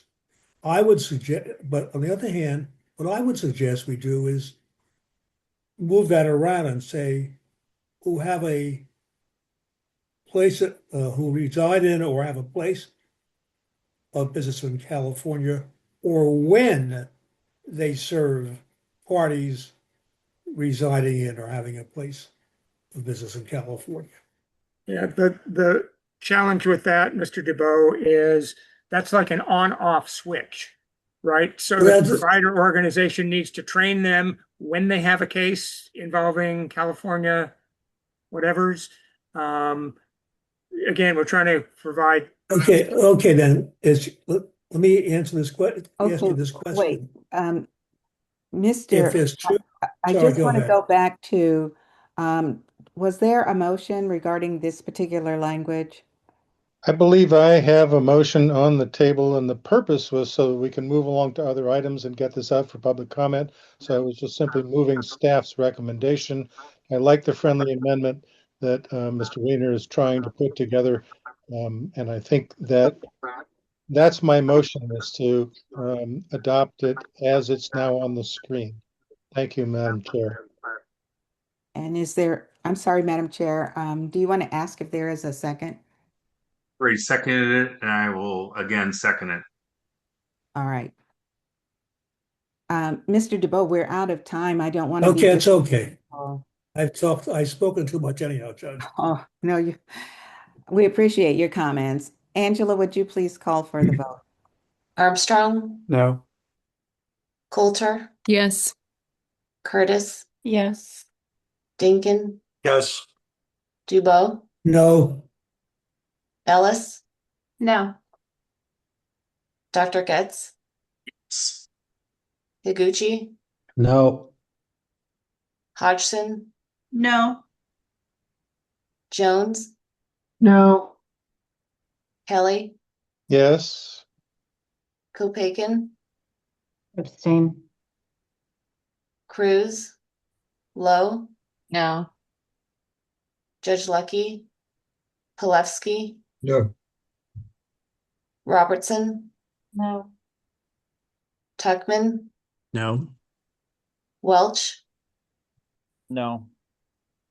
Yamshawn, Abstain. Judge Pichon. Yes. 6 yeses, 11 noes, 2 abstain, so the motion fails. I'm sorry, Miss Ellis, how would you like to proceed? I would like to move on to the other remaining aspects of this document and which I believe we're looking at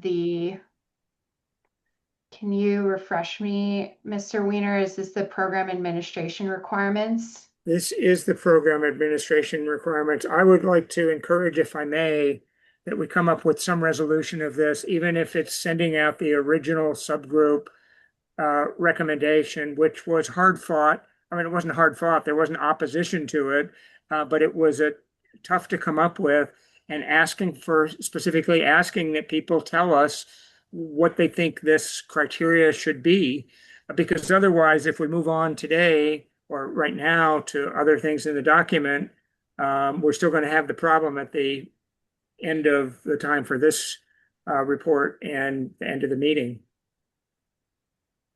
Thank you, Mr. Weiner. I am worried that we've been stuck on this for some time and would love to address the remainder of this document and the baseline eligibility / qualification requirements. I think that they are fairly quick votes. I could be wrong on that. But I think you'll see that at the top here, and Mr. Weiner, forgive me. I believe we've already voted on these items that are highlighted. I believe it's just 3F2. So there are two documents. I'm sorry, you must be looking at the other document. You're looking at. Okay, sure. Yes, thank you. So this Appendix C, I was grateful for the opportunity to take provider organization and affiliated practitioner back so that we could make sure those definitions were consistent with the definitions used in the provider ethics standards. We've previously voted on those in this meeting. The only other point I believe in this document is also in 3, it's 3F.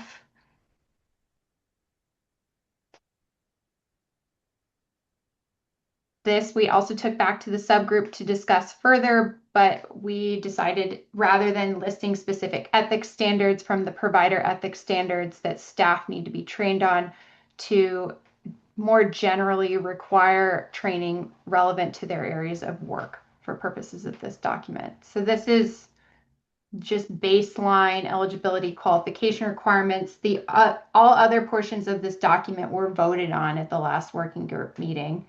And so I think that because I guess I would open it up. Does anybody have any questions regarding the two definitions or 3F?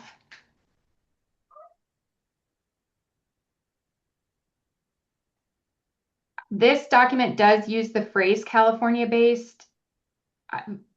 Personal point of view, I don't know that we need a definition at this time, or to go out as part of the public comment package. So I have a slightly different view than Mr. Weiner.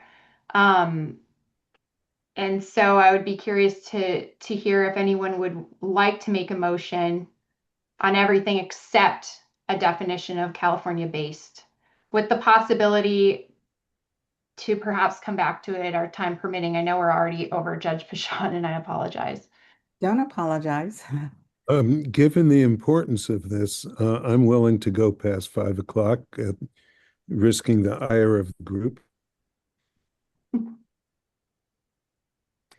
All right. Well, we'll see how the group feels when we get to 5 o'clock. If they're willing to stay, that would be wonderful. All right. So Ms. Jenna Ellis has made a suggestion. Would anyone like to make a motion?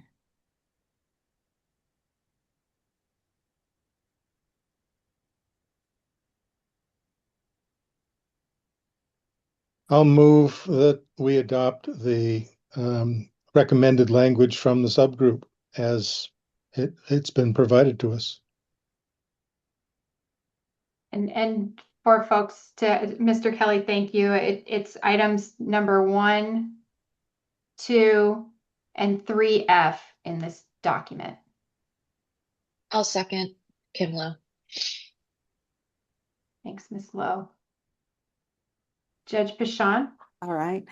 Angela, would you please call for the vote? Armstrong, Yes. Coulter, Yes. Curtis, Yes. Dinkin, Yes. Dubow, Yes. Ellis, Yes. Dr. Getz, Dr. Getz, Higuchi, Yes. Hodgson, Yes. Jones, Yes. Pelly, Yes. Kopaken, Yes. Cruz, Lowe, Yes. Judge Lucky, Palevsky, Yes.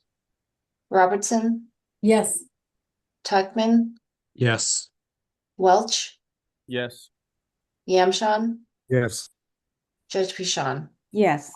Motion carries. Thank you, Ms. Marlott and Ms. Judge Pichon. The only item left is in the other document that I believe Alan has up on the screen behind this one and relates to program administration requirements. We voted on the majority of this document at our last working group meeting. The only matter, at least as I understood it, that remained for vote was section 3F2.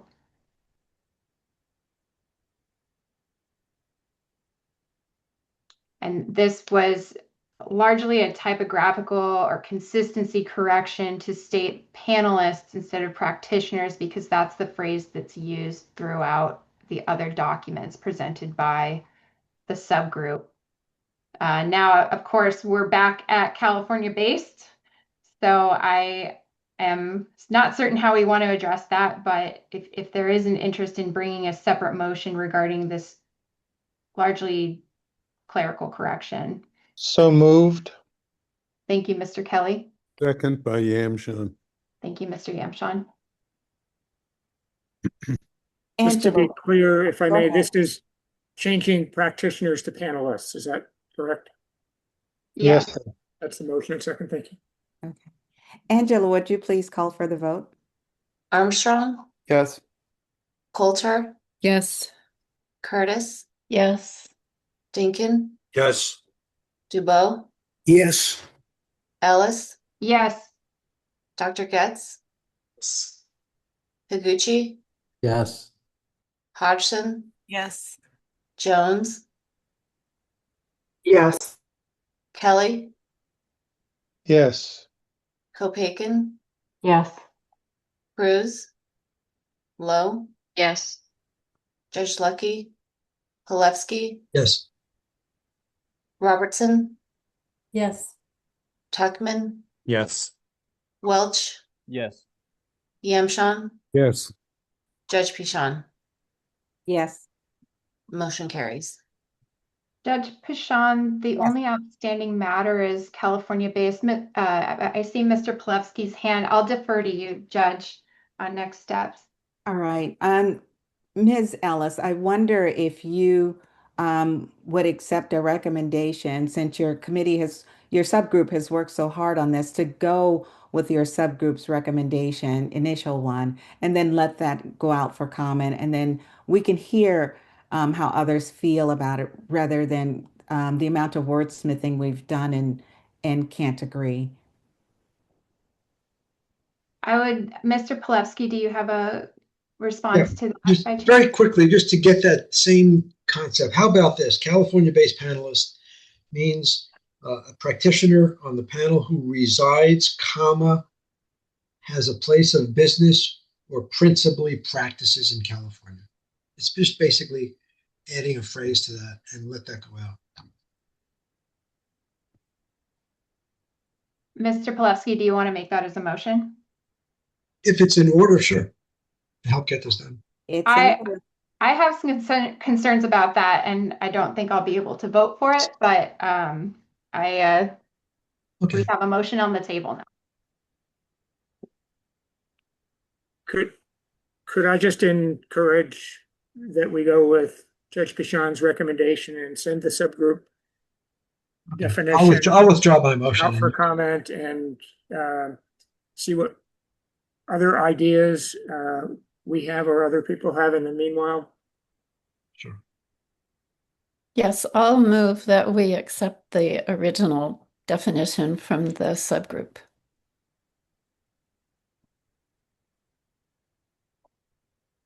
Is there seconds? I second Steve Dinkin. All right. I'm sorry, Ms. Ellis, I see a hand. Ms. Kopaken? I was just going to ask that you go back to that original language and all the discussion. I forgot it. I'm so sorry. Are you Thank seeing you. it? I'm not Yes, thank exactly you. sure what my screen is displaying. Thank you. Any other discussion? Okay. So the motion and the second are to go back to the original language that was submitted by the subgroup. Okay. Angela, would you please call for the vote?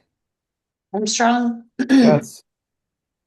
Coulter, Yes. Curtis, Yes. Dinkin, Yes. Dubois, Yes. Ellis, Abstain. Dr. Getz, Dr. Getz, Yes. Higuchi, Yes. Hodgson, Abstain. Jones, Yes. Kelly, Yes. Kopaken, Abstain. Cruz, Lowe, Abstain. Judge Lucky, Palevsky,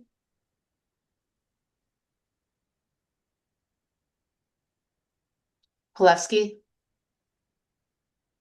Robertson. Yes, yes, yes, sorry. Thank you. Robertson, Yes. Tuckman, Yes. Welch, Yes. Yamshan, Yes. Judge Pichon. Yes. Motion carries. Thank you.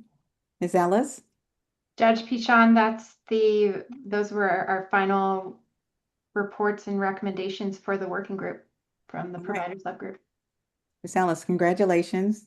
Excellent work, excellent presentation, excellent leadership. And that goes also to your subgroup. And they are Daria Higuchi, Katie Jones, Kimberly Lowe, Cliff Poleski, Eric Tuckman, and Christopher Welch. Thank you so much. Excellent work. I suppose you would like a break. I think it's only fair if I give you a little break, right?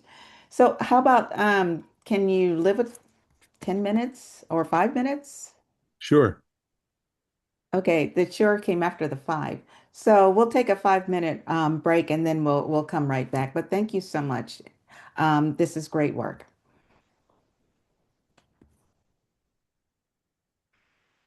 Recording. All right. Thank you all, and we're back. So the next item on the agenda is report and action on the State Bar ADR rules. And that's going to be presented by Ms. Mia Ellis. And if Mr. Weiner has any input, he will give that after Ms. Ellis has presented her information. I just want to remind everyone that the rules go out to comment. The State Bar does rules. That's what State Bar is all about. And it's not for us to wordsmith at this time. It's for us to say whether or not we believe that something in the report or in the rules as written is incorrect or doesn't embody what we intended for it to say. So with that, I'm going to turn it over to Ms. Mia Ellis. Thank you, Judge Pichon. Yes, this is, as Judge Pichon indicated, this is item B 2.2 regarding the draft rules for the State Bar Voluntary ADR Certification Program. As Judge Pichon also mentioned, the State Bar Board of Trustees adopts rules and procedures, and so we need these rules to implement Section 6173. The rules do cover the core operational framework for the program, the standards, eligibility, compliance requirements, and any procedural requirements as well. You will note in the rules that on key areas of the standard eligibility or qualifications and tiers, the language is that the Board of Trustees will vote on those requirements and they will be adopted by the Board of Trustees. Staff included in the draft rules, which I will share my screen if it's okay, Judge Bichon. Yes, of course. The complaints and remedies section. And there are, as I noted in the staff report, in drafting the rules, there were some changes that we made, and I wanted to highlight those for the group. I can, let's see, share my screen.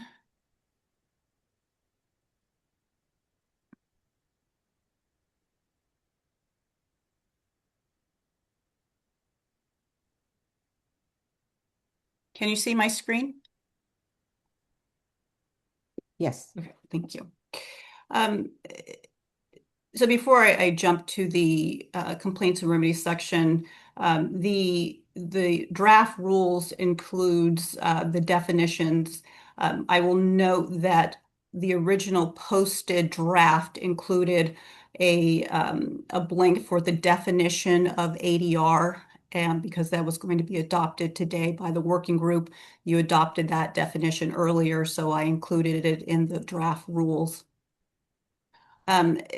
Just going through very high level, the definitions, the draft rules includes a definition section, the scope, ethical standards, specifically as it relates to the ethical standards for mediators and provider organizations.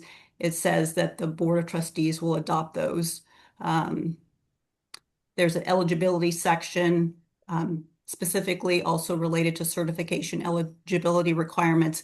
The Board of Trustees will also adopt those certification eligibility requirements as it relates to practitioners and provider organizations.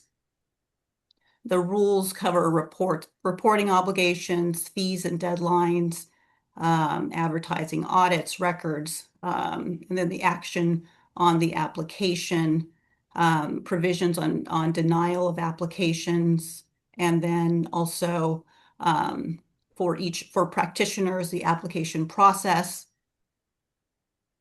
recertification process, and the same for provider organizations. Scrolling here, it also highlights tiers that the Board of Trustees will adopt the tier criteria as well. And then we get to the complaints and remedies section. As I noted earlier and in the staff report, there were some changes that we made and are recommending be included in the draft rules that will go out for public comment.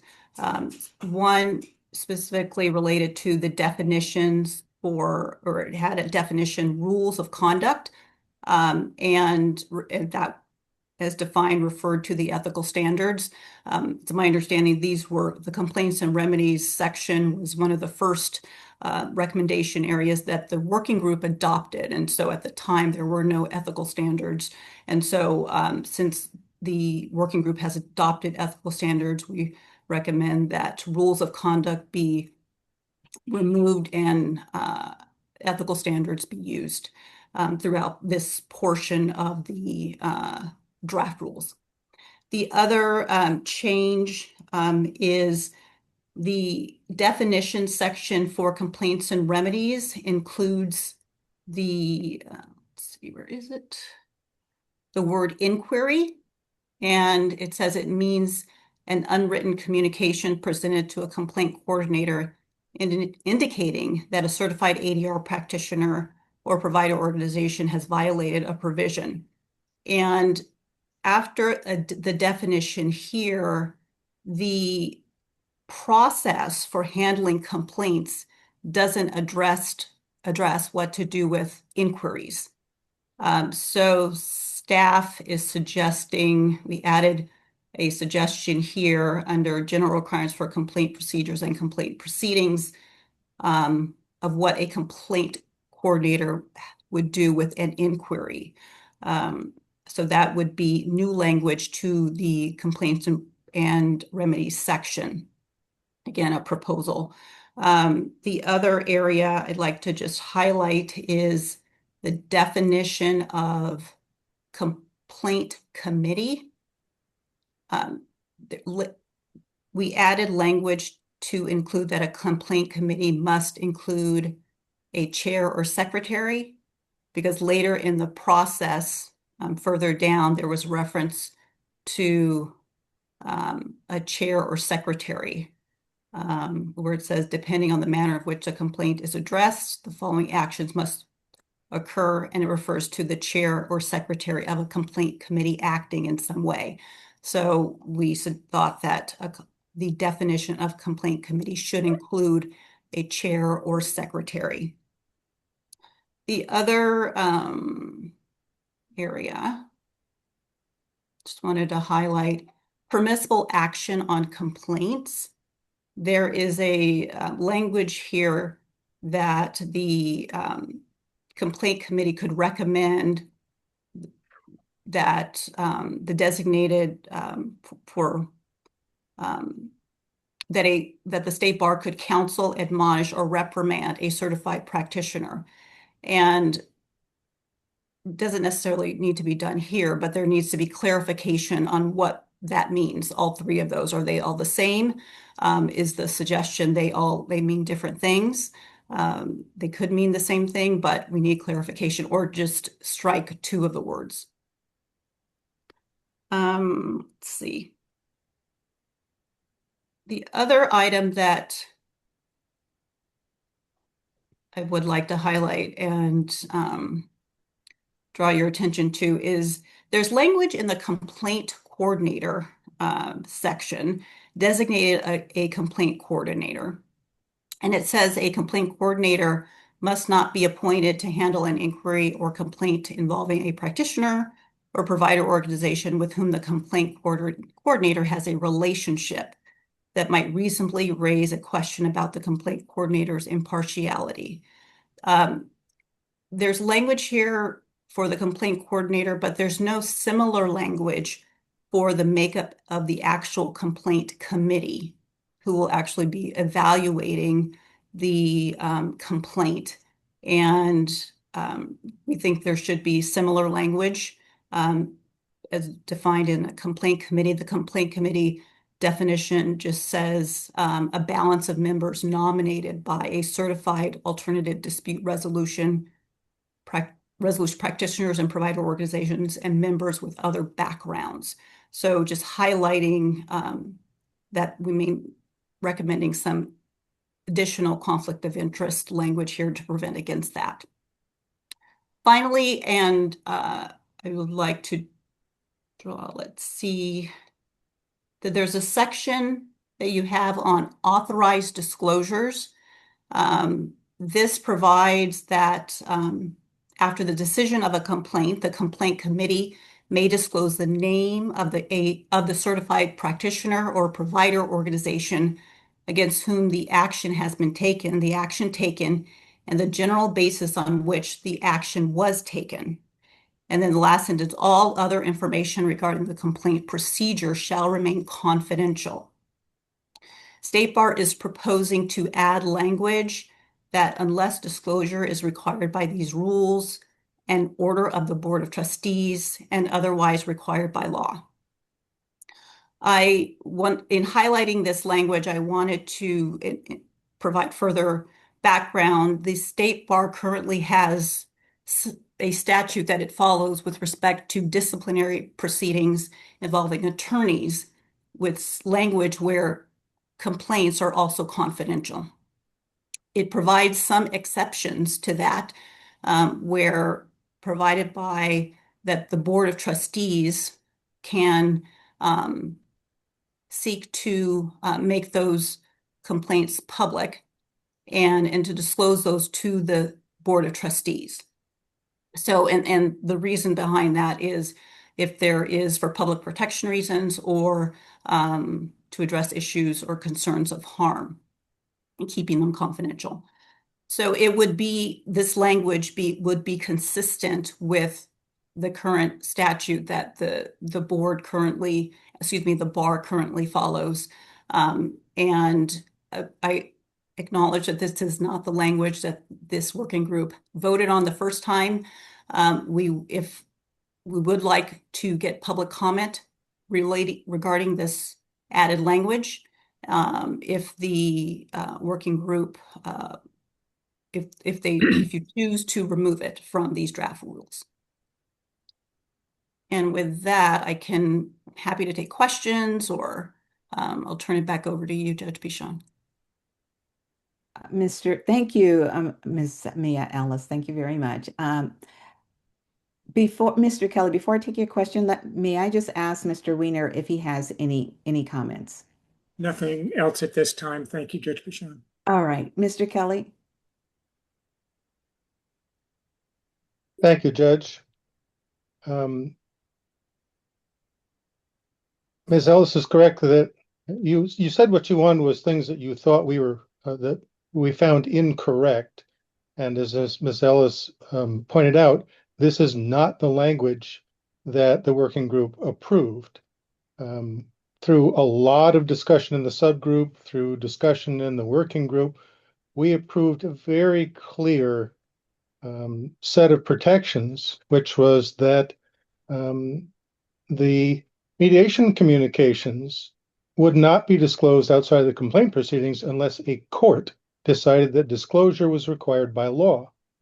Now there's a suggestion by staff to include the ability of the Board of Trustees to just decide to disclose information from the complaint proceedings, which would include mediation communications. And I would respectfully request the support of my colleagues and move that the working group adopt the following resolution, which I would like to move and hopefully get seconded. Resolve, the working group strongly opposes inclusion of the phrase "an order of the Board of Trustees" in the paragraph titled Authorized Disclosures in this set of proposed rules, and supports sending the proposed inclusion of this phrase out for public comment as a staff proposal, as opposed to the working group's approval of that language. Thank you. All right. Second the motion. Okay. Who is that? Who seconded? Whoa. Oh, Mr. DeBoe. Okay. Mr. Pileski. Yeah, just a simple question unrelated to that. Has anyone tried to calculate a budget? When we're talking about fees, I'm just curious if there's any sense as to how much this program is going to cost and what has to be raised in fees to support it. Or is it too early for that? We haven't done that yet. We are, it is on my list of things to do is to work with our finance department to do a financial analysis for that program. I may have an update when we return from public comment on that, because I do know we've received many questions about it. Okay. All right. Ms. Ellis, let me ask you the best way to proceed. Mr. Kelly has made a motion. Is that the best way for us to go, or would it be best just to take, if the motion said take the language out and then staff will make a recommendation? These rules will go out for public comment. So if the working group doesn't like a portion of the rules, I think it would be easier to strike the language, and the staff can separately seek public comment on that portion of the rule for which we are interested in including, because we would like the whole package to go out as the working group has adopted. Thank you. Mr. Kelly, would you consider changing your motion then to strike the language, and then staff will make a separate recommendation? I would like this working group to support staff sending out that phrase so that we get public comment, but not as language that the working group has approved for public comment. I think it's inaccurate. This working group has already voted a particular framework for protecting mediation confidentiality. And if the staff wants to include the Board of Trustees as a new entity that can disclose mediation communications, that's definitely something I want to get public comment on and fully intend to. But I'd like the working group to support staff sending that out, as opposed to it being part of what the working group approves. That was the sense of my motion, and I'm happy to read it again. Okay, my question is, coming from the working group, do you want this language to come out and then staff will make their recommendation? So that will also go out for comment. Is that a representation that I have from staff that they will send that out at this point? Because I don't want it to crop up later when the Board of Trustees is looking at these. I don't want to hear that happening at the first time. So if staff will send that out, great. But I want to be sure that it is sent out with this as a staff proposal. Ms. Ellis, is that what you're going to do? If I'm understanding your question, this language highlighted, including the language and or an order of the Board of Trustees, that's the staff recommendation for this section of the rules. Yes, that since it's our recommendation, we will put it out for public comment if it is not included in the working group's draft rule recommendations. Thank you. Then yes, I accept the chair's suggestion to simply move that phrase, an order of the Board of Trustees, be stricken from what the working group approves for public comment. Thank you. All right. Mr. DeBoe? Like one clarification, okay, the public will see the staff recommendation. Will they see the working group's recommendation? Of things course, going on. because Mr. Kelly has made a motion to strike that language, to strike the language that you see. So what the remainder will go out, and we can read the sentence to you. That will go out for comment as a recommendation of the working group. And also the staff recommendation will also go out for public comment. Okay. Yes. Do you see on the screen that I removed this language and order of the Board of Trustees? Is that consistent with your thumbs up from Mr. Kelly? Okay. I think Mr. DuBois seconded it. Okay, I see. So it'll put out, the staff will say, we want to add these two lines. Yes. Fine. So as I understand, I'm sorry, Mr. Kelly, you're okay keeping unless disclosure required by these rules or as otherwise required by law. You're just striking this language here, correct? Yes, ma'am. And Madam Chair, I don't know about your timing, but I'd like to make 2 or 3 more comments about this before people vote. Okay, go ahead. There was another bill introduced in response to the Girardi scandal, which would have specifically weakened confidentiality protections, and the entire organized plaintiffs bar, defense bar, employment bar, the California Judges Association, and the California Dispute Resolution Council all opposed that bill because it would have weakened confidentiality protections. This is a really, really major issue to all of the users and providers, and to expand who can disclose mediation communications is a very, very large decision. I expect to do a lot of work getting public comment on this, so it won't be dropped. I can guarantee you that. Thank you. Okay. All right. So, Mr. Kelly, as you see on the screen with the strikeout, that is your motion. Yes, ma'am. Thank you. I just wanted to be sure. Is there a second? I'll second it. Was that Mr. DeBoe? Yes. Okay, very good. Any other discussion? All right. Angela, would you please call for the vote? Armstrong? I'm sorry. We're just voting on this section, authorized disclosure. Yeah, just that one. Yeah, just that. Could Mr. Wiener? Yeah, point of order. I just wonder if, Mr. Kelly would consider amending his motion to approve the rules with that deletion, or whether there are other discussion that needs to that Mr. Kelly or others want to make, just so that we can perhaps eliminate unnecessary roll calls. Okay. I see Dr. Getz. So I would prefer a vote just on that one section because I do have other comments on the rules that I would like to be heard on today. All right. So the answer is no. I'd like to vote on my motion as it stands. Okay. Thank you, Mr. Wiener. All right, then. Angela, would you please call for the vote? Armstrong? Coulter? Yes. Curtis? Yes. Dinkin? Yes. DuBois? Yes. Ellis? Yes. Dr. Getz? Taguchi, Yes. Door open. Hodgson, Yes.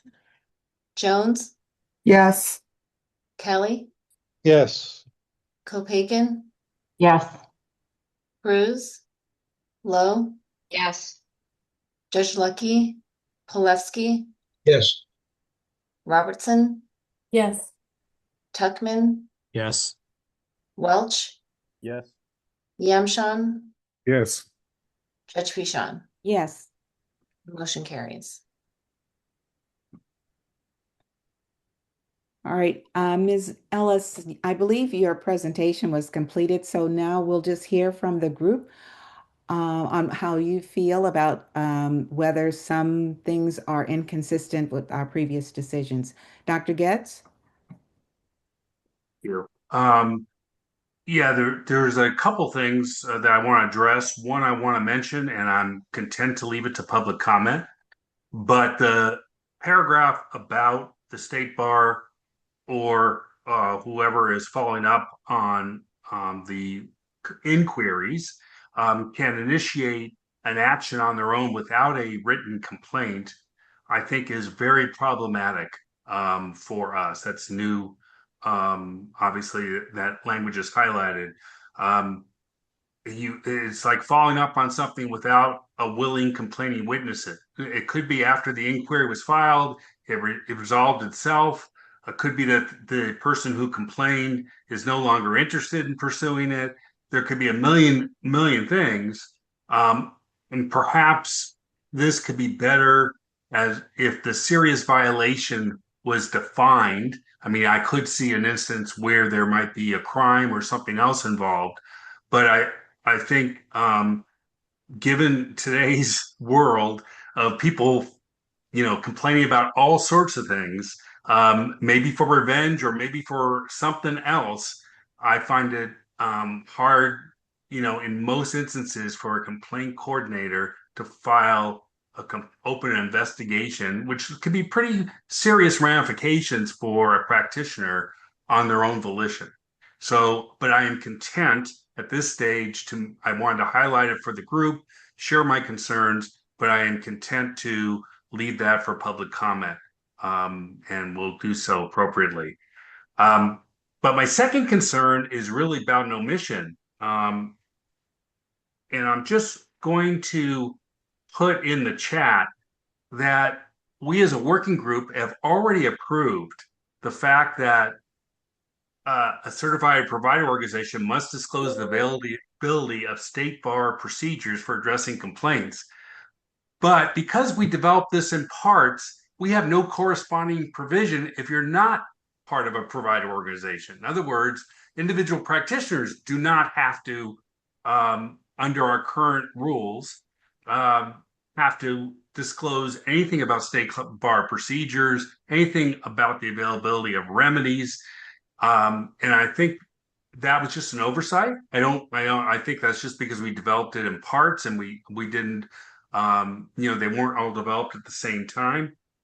But wondered about the staff's openness in the report to perhaps identify that as a possible oversight that the committee would, when we come back, the working group, we invite public comment on it, but that the working group would come back to obviously reconsider later on.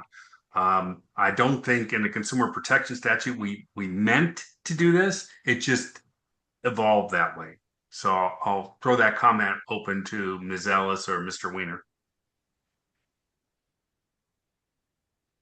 I'm sorry, Dr. Getz, where would that just be related to the complaints and remedies section?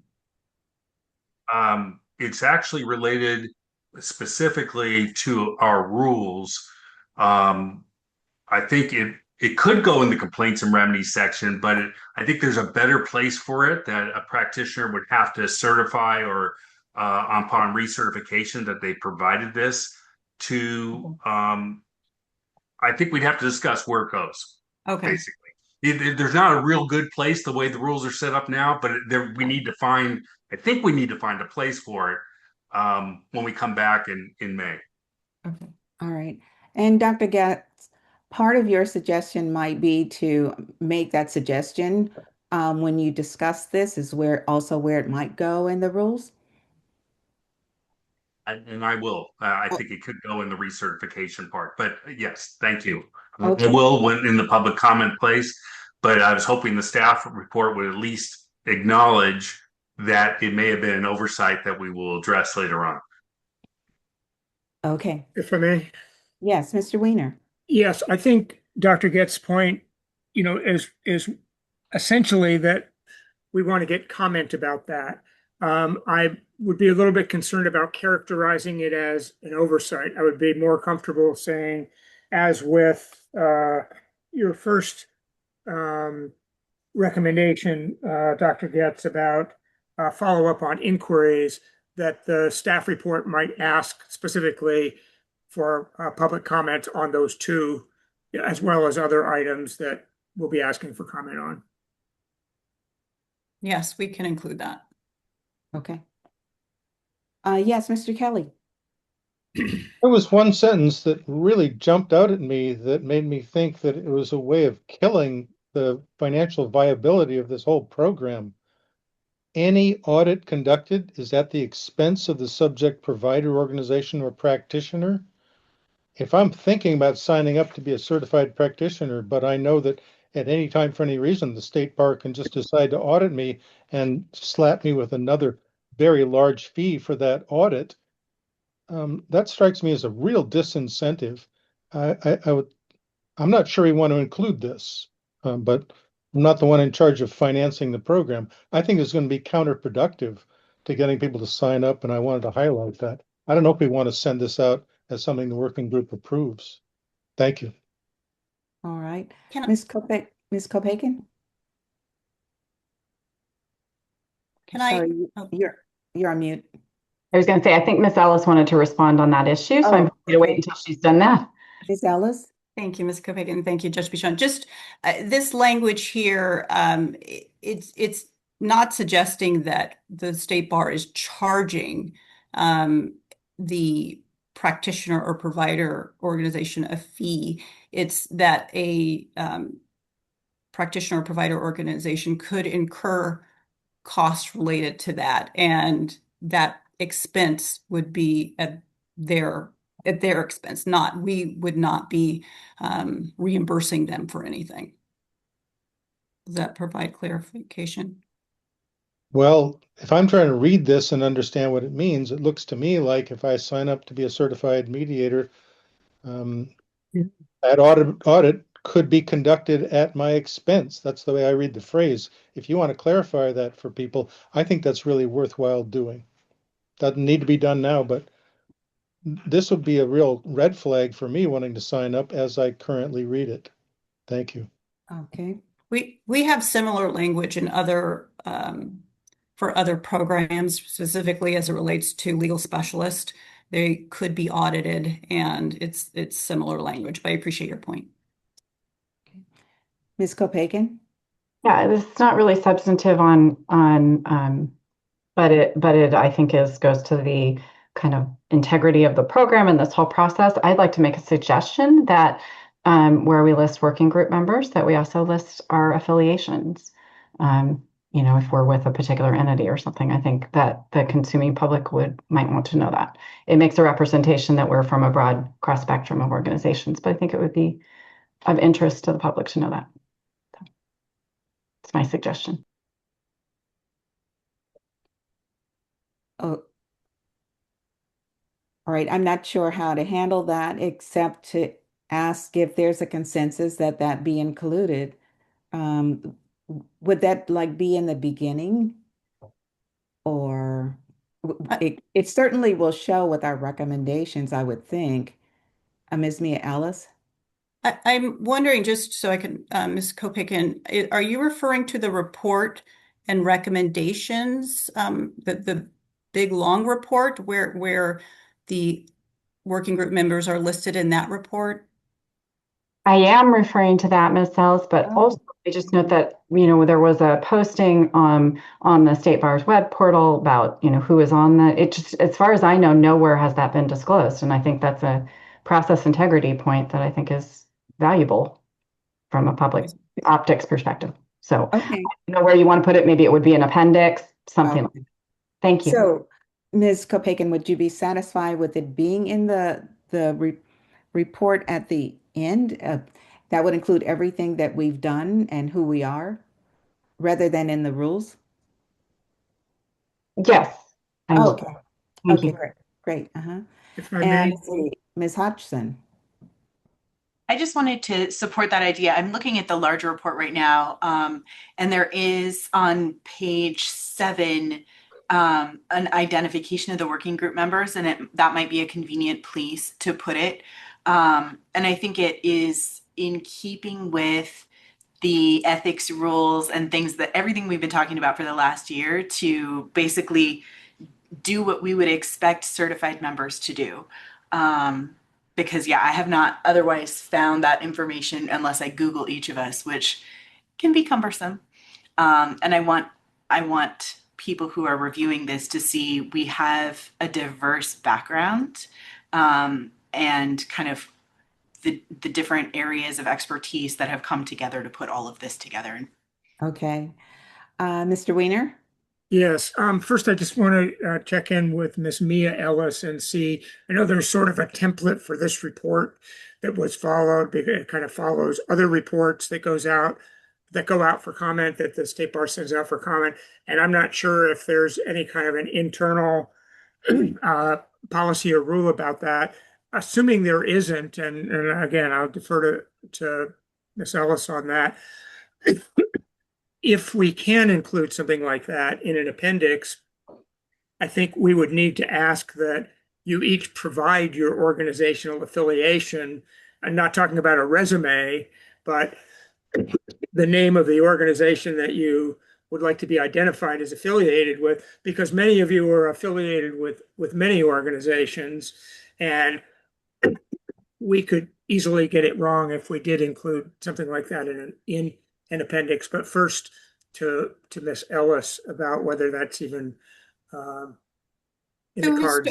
Yeah, historically, what we have included in that type in the report is, for example, if someone is a lawyer or a public figure or a judge. And in beginning the draft of the report and recommendations, my initial thought was to categorize all of you of arbitrator, mediator, and court appointed. As you all know about yourselves, it's hard to categorize all of you. And so I abandoned that, if you will.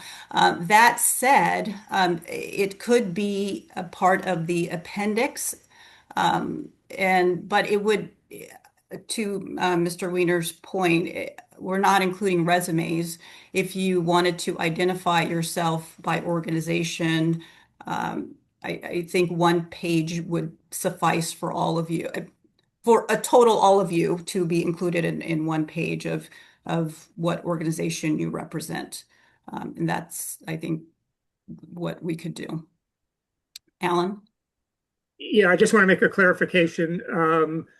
When Ms. Ellis just said what organization you represent, I don't think we want to represent you as representing organizations. I think we leave that to you to decide, because you may be affiliated with an organization, or you may work for a court, or you may be a program administrator for a provider organization, but you may not.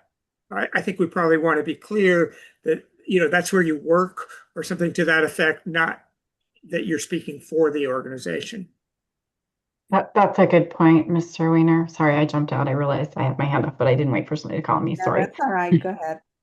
I guess there's two things. I totally makes sense to have people identify for themselves, but there are two purposes, and I'm not suggesting, Ms. Ellis, that we're all giving our resumes. I think that would be a mistake, and it would be a lot of additional information.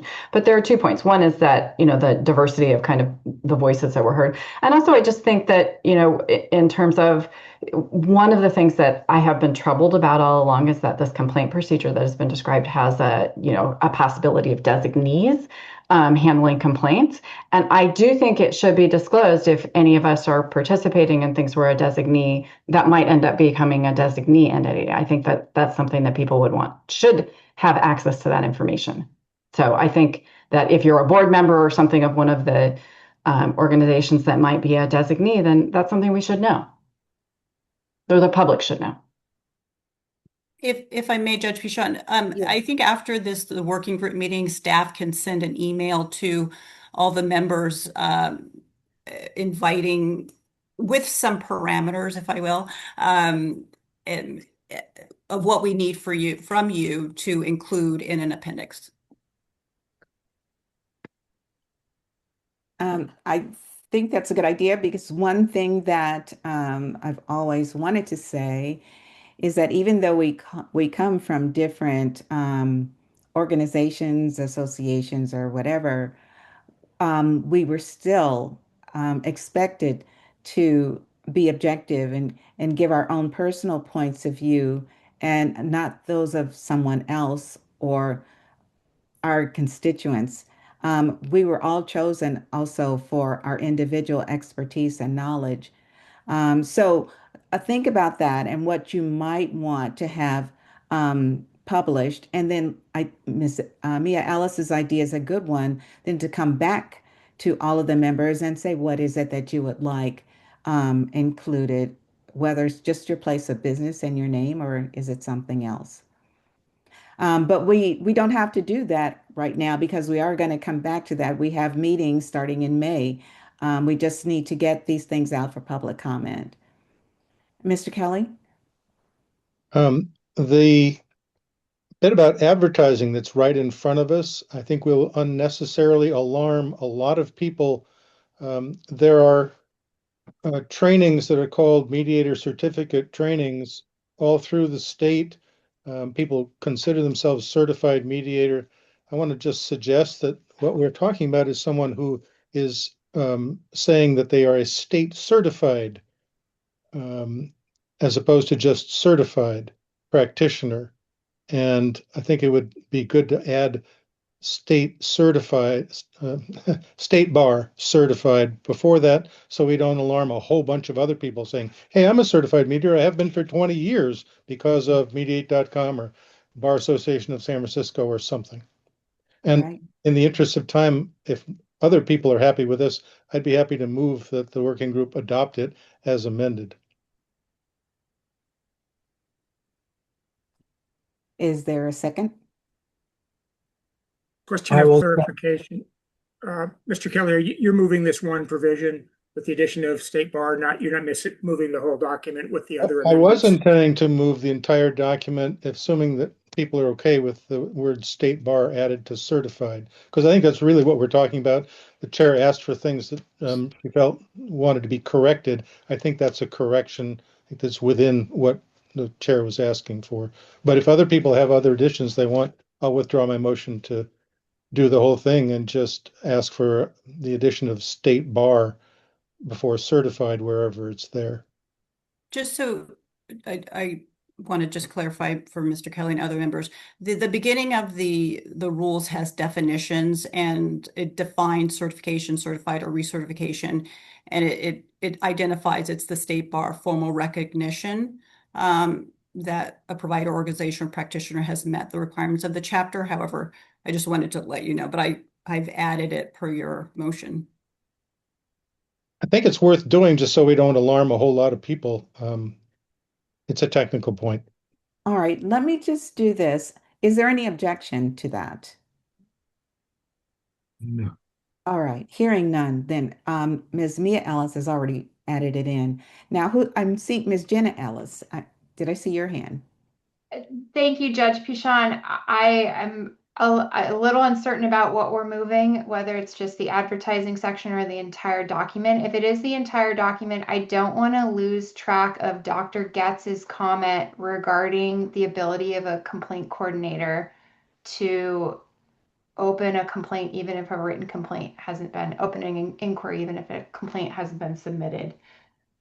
I don't want to talk for Dr. Getz, but what I understood is that as it's written, it will remain, and that he will be happy to submit during the time of public comments his beliefs about that, his thoughts.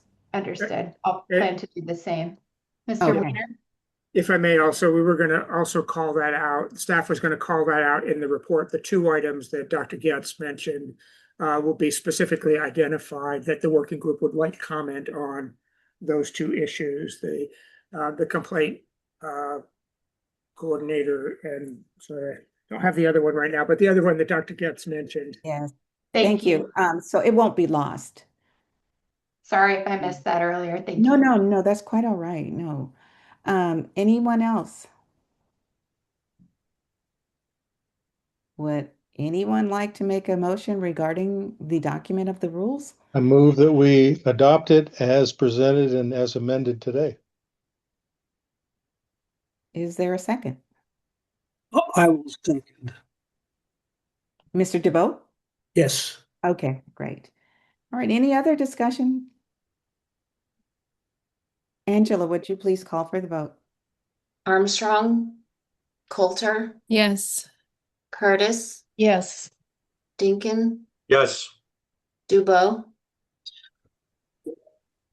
Ellis, Yes. Dr. Getz, Higuchi, Yes. Hodgson, Yes. Jones, Yes. Kelly, Yes. Kopaken, Cruz, Lowe, Yes. Judge Lucky, Palevsky, Yes. Robertson, Yes. Tuckman, Yes. Welch, Yes. Yamshan, Yes. Judge Bishan. Yes. Motion carries. All right, well, it's 5:03. I'm gonna try for it because I still have a quorum and I appreciate you still being here. The next item and the last item, it's the report and action on the ADRWG, that's us. Preliminary report and recommendations. And like I said earlier, this is not here for wordsmithing. This is prepared by staff and it is to detail all that we have done over this past year. So if you can let us know if there's anything that you believe is in the report that we didn't do, or if there's something we did do and it's not here, then please let us know. In the end, I'm hoping that we can take a vote on the entire document, and it will also go out for comment. Ms. Mia Ellis? Yes, Judge Bichon, and just as what we're looking for is approval to distribute the report and recommendations. And to your point, appreciating that the working group may not agree with everything that is actually in it. The appendices include all the items that the working group already voted on, but we would like to post this report. It's almost like a history report of what the working group has done over the course of the last year. We would like to post that with the items for public comment. Oh, okay. Thank you for the correction. Dr. Getz? The risk of trying everybody's patience, I do have a matter that's in the report that I think mischaracterizes the work of the working group, not intentionally. And I'll post it in the chat so that everybody can see. If you can just give me a second. It's on page 11 of the report.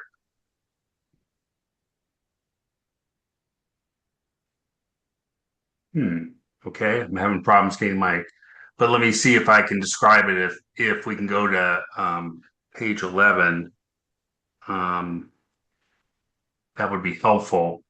We can do that. You have access to it, Alan? Yes, just bear with me just for a moment.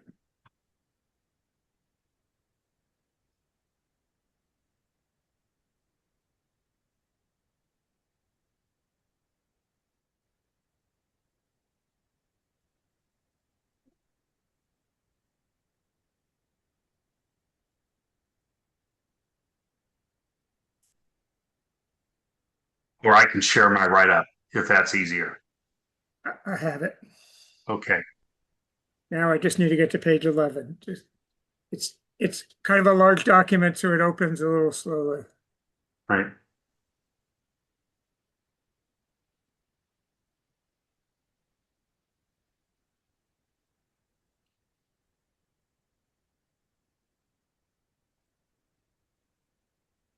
Is this the page? That's the page. All right. So in this page, there is it keeps getting smaller. Oh, sorry. What paragraph do you want to see? I was just trying to get the whole page visible. Following the July 16th, 2025 working group meeting, there's a description of how we arrived based upon my suggestion to 3 qualifying arbitrations. And then there's a staff recommendation at the end that suggests that the working group that you would like to change that, and that comes at the end of the page. And I think what it doesn't do is it doesn't really characterize the discussion that we had that was extremely important to get the right public comment. So the discussion was to get 3 qualifying arbitrations as we have defined it may take some well-trained arbitrators years. And so many members of, at least I was in the working group, and the working group did approve the change, were worried about the barriers to entry we were creating for newly trained arbitrators who were well trained, because it would take them years to get 3 qualifying arbitrations, which is a 2-hour adjudicative hearing. A lot of arbitrations settle before they get there. There's a lot of things that happen. So I think if we could characterize the challenge better for the public, they would be able to respond better. Right now, when you get down, it just looks like the working group just decided that 3 was enough, and there's no mention of the barriers to entry issue that the working group wrestled with. And so I can share how I've written this up, but I would appreciate if we could go back and perhaps share that challenge so we get better public comment, because otherwise the public comment is just going to be whether 3 is the right number. Yeah, Jack, we can share that. We can provide more details there. But again, it's not, and if you want to provide your suggested language, after the meeting, welcome you to do that. I don't think that, again, since it's the staff's report, trust us, and we will take your suggestion into consideration and incorporate something in the report that provides meat on the bones. But unless you feel it's necessary to share it with the whole working group and possibly wordsmith more, then let's do it offline. I appreciate the invitation, and thank you for hearing me out. Okay. And I meant Dr. Getz. What? What'd you say, Mr. Weiner? I said I meant to refer to Dr. Getz if I used an informal. Oh. All right. Are there any other comments regarding this report? I have 2 questions. Yes. First is, when will this go out for public comment? In other words, when does the 60-day period start? Very good question. As soon as we can. We're aiming for before the 1st of March, but this is also going to go into Thought Exchange, into hopefully a simpler version of Thought Exchange. And so there's some logistics and there are some comments, and we'll be reaching out to you for information about your organizational affiliation. So it's not going out tomorrow, and we'll be happy if we get it out on the 1st of March or by the 1st of March. Okay, and you will know when it comes out for a comment. Okay, and obviously, I think this question answers itself. When it goes out for distribution, we'll be emailed a copy, I hope, because there's a lot of ADR sections and committees and other ADR working groups that are very interested in what's going on. and we can help further the dissemination of the report. Yes. Okay, great. Thank you. Mr. Kelly? Just to confirm, I'm going to assume that any changes that the group made today will be reflected in this staff report, right? In the appendices to the staff report, for example, Yes. in the rules where they're appendix L or whatever it may be. Yeah. Yes. Thank you. Yes. Anyone else?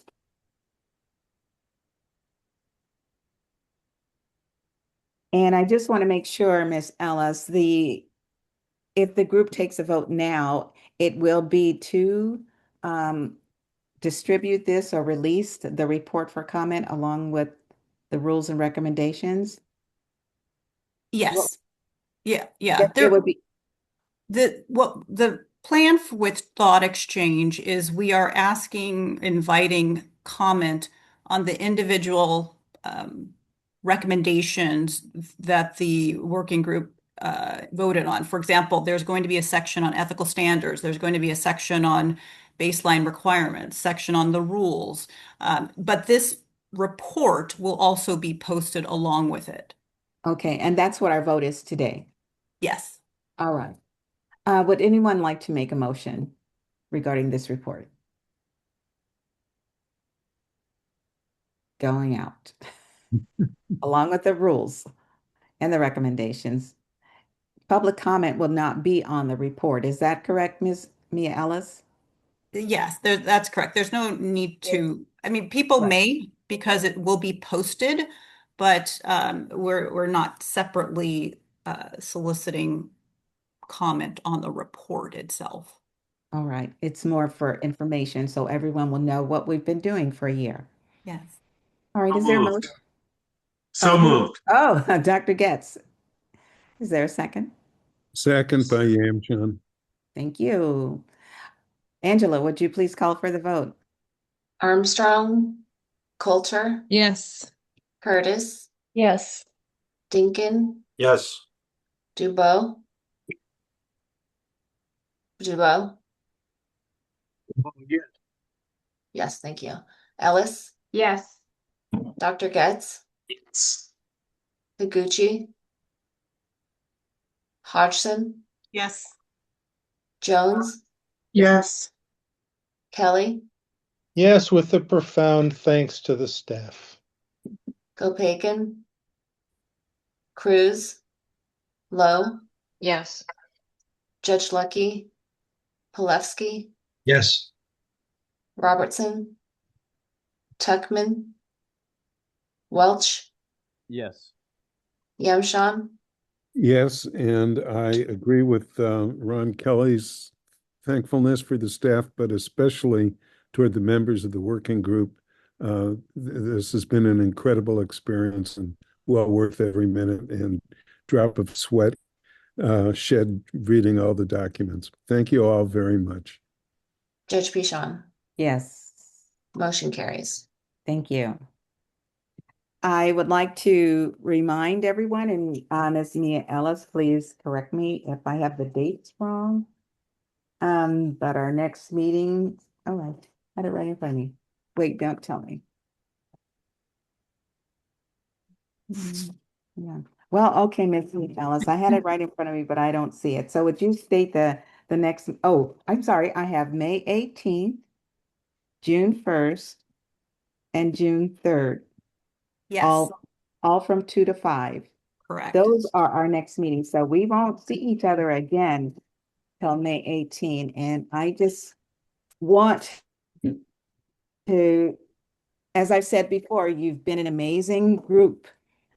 Your skills, your knowledge, your experience have all been exceptional. You are the leaders in the state, and that's why you're here. And you've worked so hard. I mean, really a lot has been asked of you. And I'm so grateful for your participation and your willingness to do this. So thank you. Our work's not over, but you could take a little break. Does anyone else want to say anything from staff before we close? I just want to echo the thanks. It's been a great privilege. It's been a lot of work. But we've worked well together and we worked hard together, and I think everyone has reason to be proud of where we are at this point, and we'll have even more reason after the last meeting of the working group in June. Yes. All right. Thank Well, you. thank you all. I'm sorry, Ms. Mia Ellis, did I cut No, you off? thank you Okay. all very much, all of you. Thank you. We've gone past 5, and I appreciate you staying, and I can't say how wonderful it has been to work with you, and thank you very much. Thank you. So the meeting is adjourned.